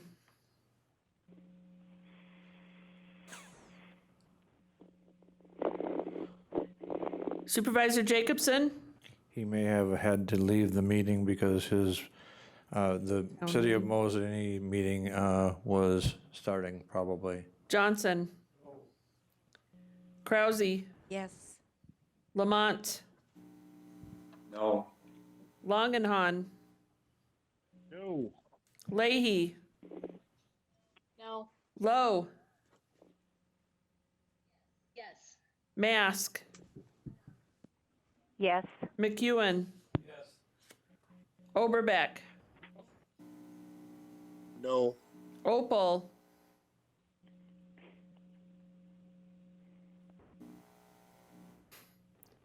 Supervisor Opal?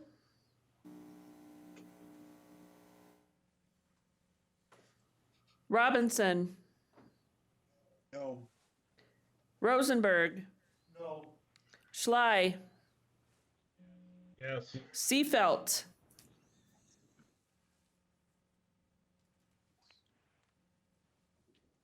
Supervisor Seifelt? Soibert? Yes. Yes, from Cyber. Stark? Yes, and I think Seafeld said yes, somebody. I got that, yes, thank you. Van Cray? No. Vole? No. Wagner? No. Zhang? Yes. Thank you.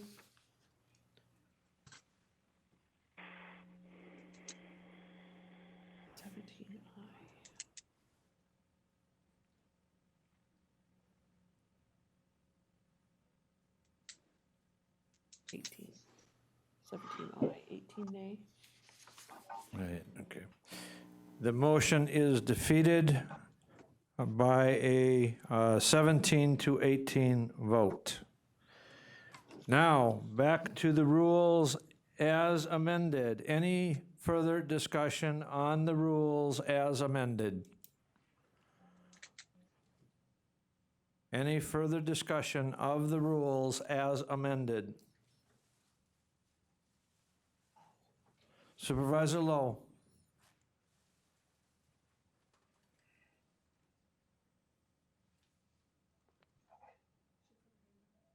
Okay, any other discussion? Any other discussion on the rules? Supervisor Gums? Sorry.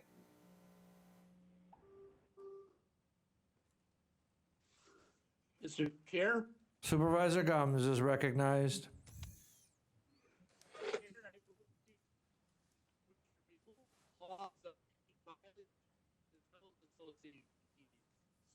Supervisor Gums, I can't hear you. You're breaking up.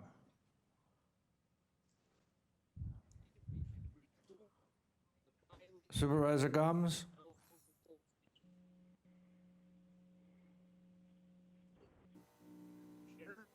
I cannot hear you. Just barely. Can you turn your volume up on your...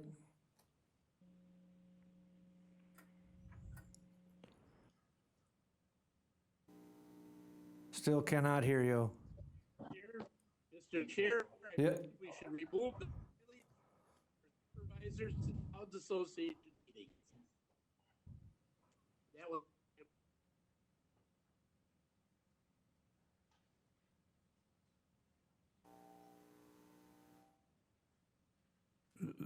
Supervisor Gums, I cannot hear.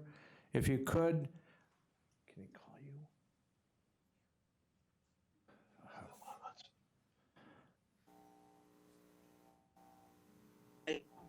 Can you send a text? Go. Highly.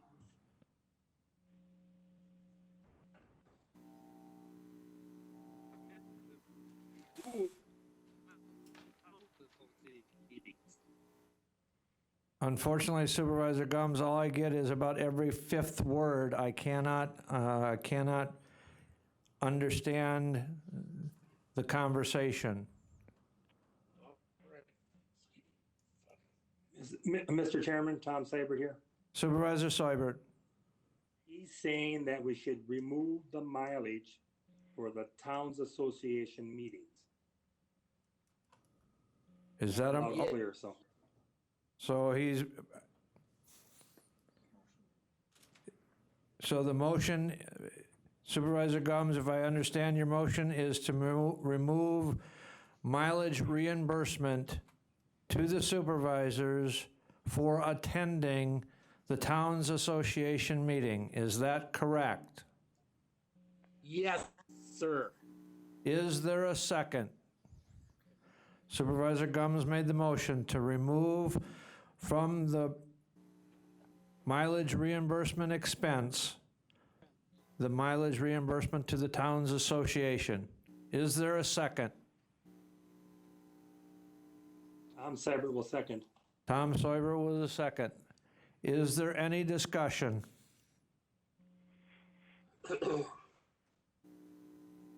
Any discussion on the motion?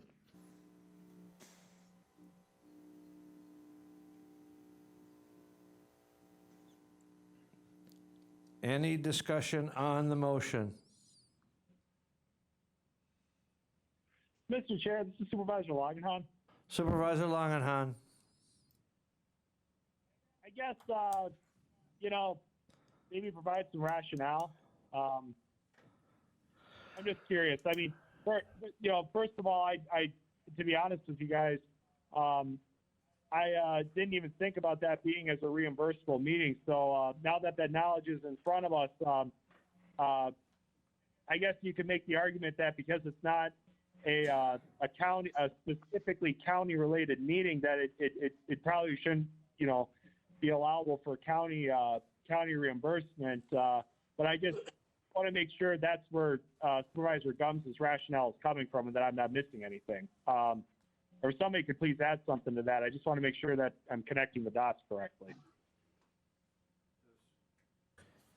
If we have a good connection with Supervisor Gumbs, I will allow him to provide additional context as to the rationale behind his motion. Supervisor Gumbs is recognized. It's time to start cutting back. That's the first. There's no reason we supervisors to go to that meeting.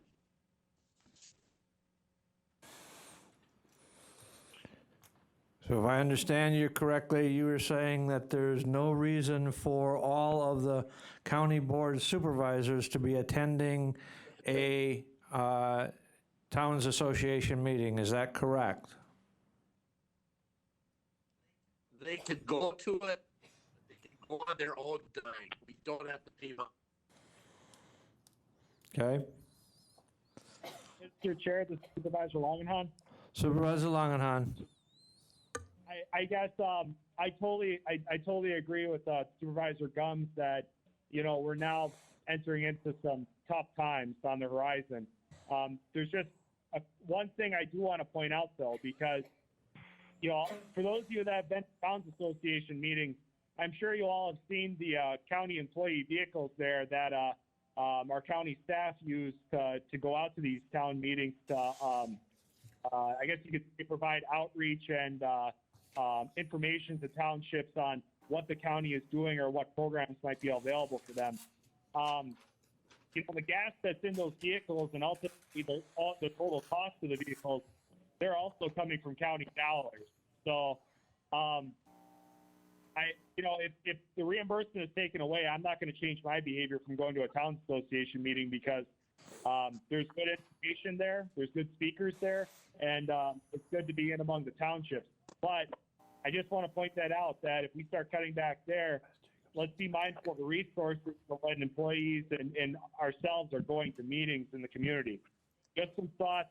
Thank you, Mr. Chair. Supervisor Mask? Supervisor Mask. I don't agree with that. I think that my responsibility as being a mostly rural supervisor, going to the Eastern Towns meeting helps me to understand more of the issues on a collective basis that relates to my townships.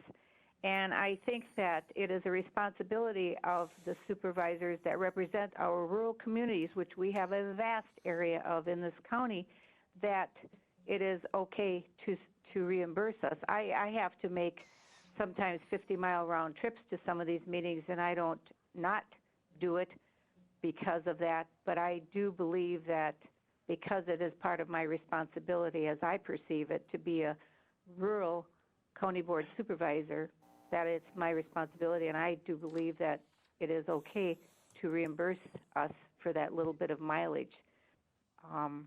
What I have taken from all these meetings I have been to in the past, it is priceless. Thank you.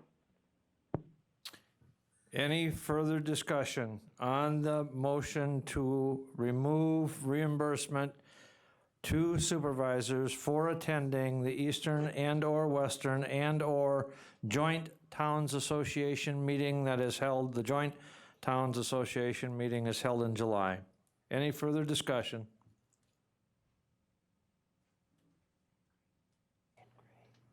Supervisor Van Gray. Thank you, Mr. Chair. I'm wondering if anybody is able to give an idea of how much money we are spending reimbursing mileage for the Town Association meetings? Because that question wasn't posed to us prior to, I don't have that information readily accessible. Thank you, I understand.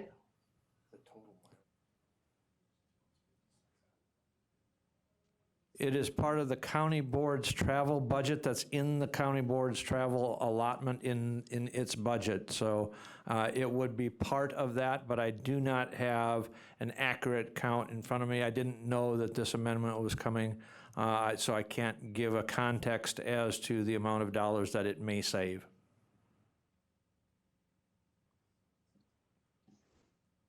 Thank you, Mr. Chair. Supervisor Gild.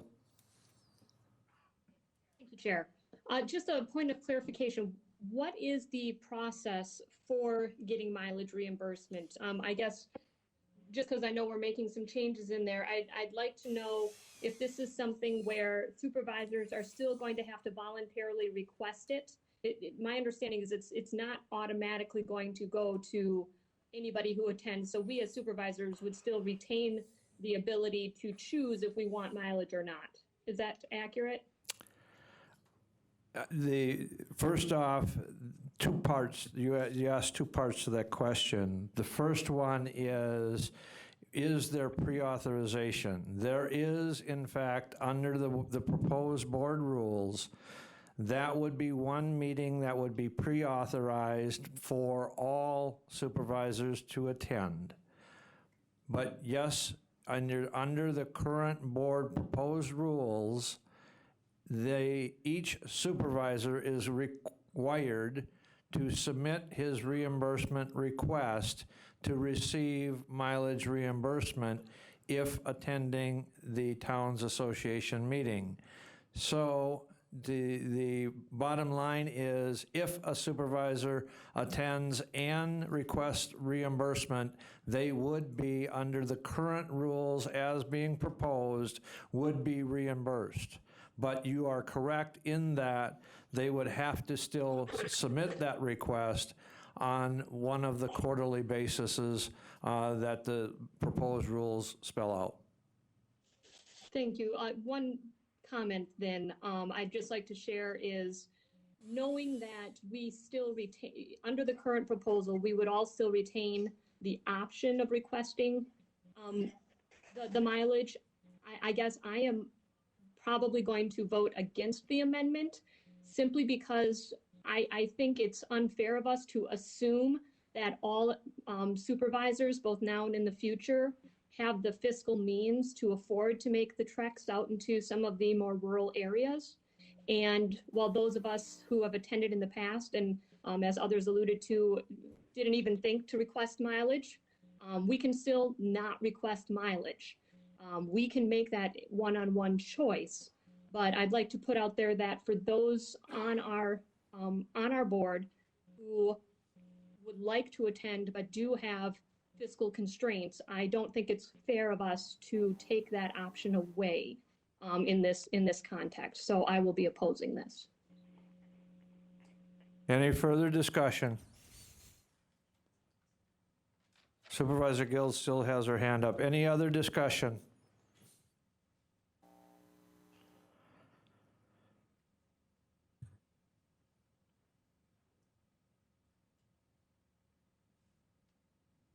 I will try to have a voice vote. All those in favor of the motion to remove from the reimbursement policy, mileage reimbursement policy, remove automatic authorization for the Towns Association by supervisor's request, signify by saying aye. Aye. Aye. Aye.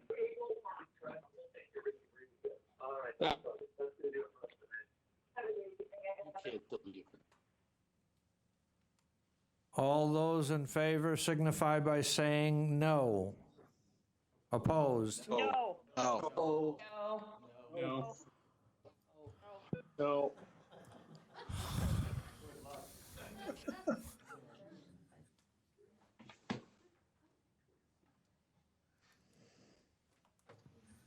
My ruling is that the motion is defeated,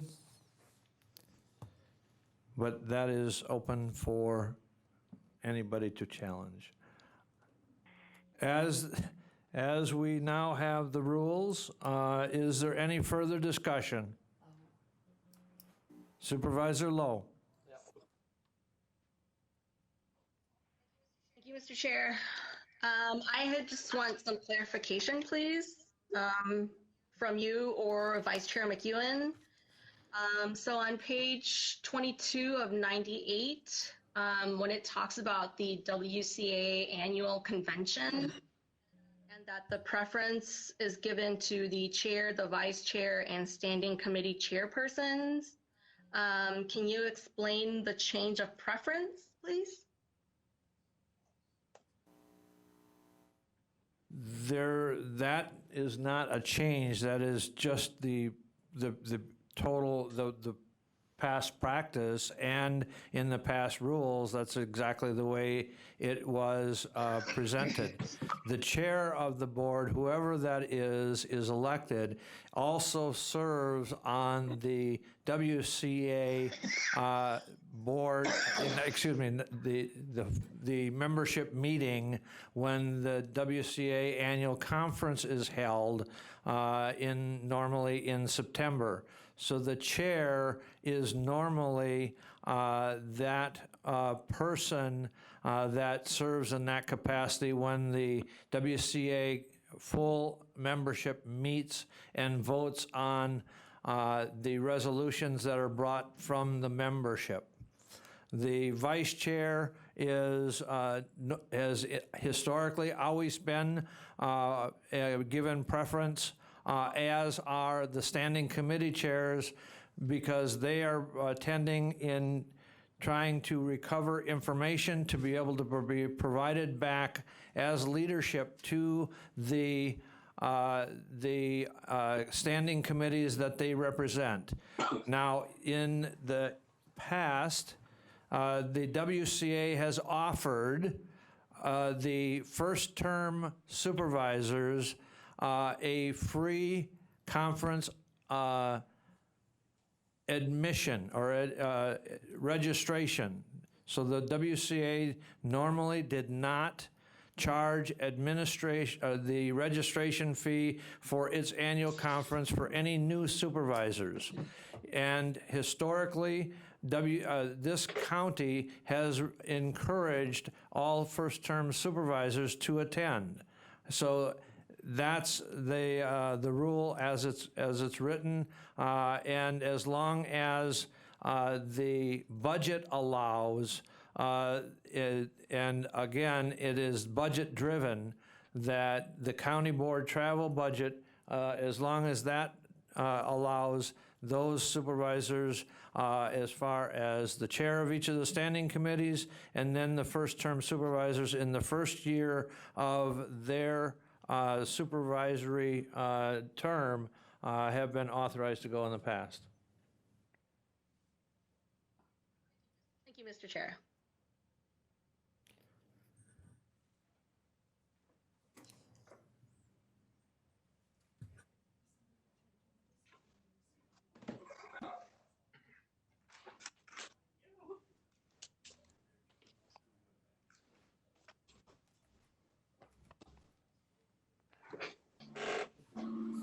Somebody has joined the WebEx meeting and signed in as Spring 18. Can you identify yourself?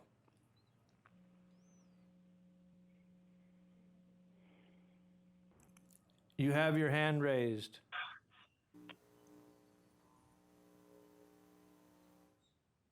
I believe it's Supervisor Boots. Supervisor Boots. Supervisor Boots is recognized. I would like to call the question. Question, is there any objection to question being called and end the debate on the rules as amended? Any objection?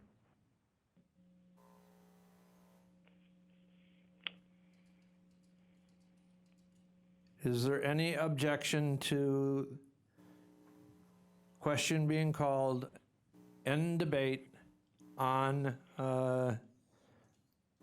the rules review, or rules as presented, as amended.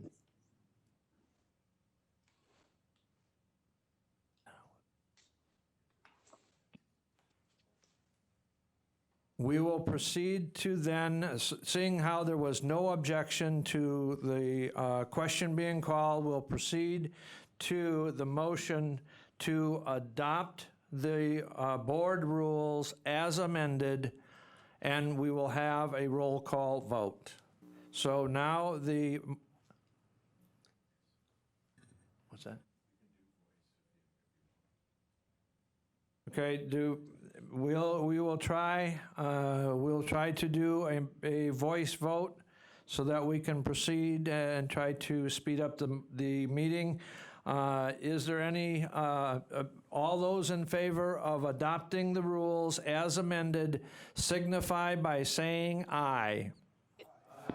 Aye. Aye. Aye. Aye. Aye.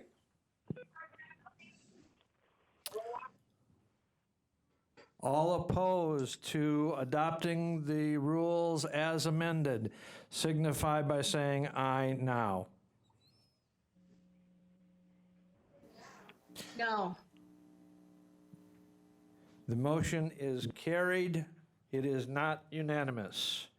Moving on to item number C, item number 10, County Board Chair election. As in the past, we will, and I will relinquish the gavel to the clerk to hold the election for the chair position. Because everybody in this room has been sitting for now 3 hours plus, I will take a 5-minute break. We're on recess for 5 minutes. Thank you. Mr. Chair, this is Supervisor Christian signing out. Don't log out, please. Well, unless you have something urgent to do, just leave it logged in, and we'll be back in 5 minutes. I got another meeting to attend. Supervisor Christensen, I understand. This is not fair because people. It's not over. Please put your iPads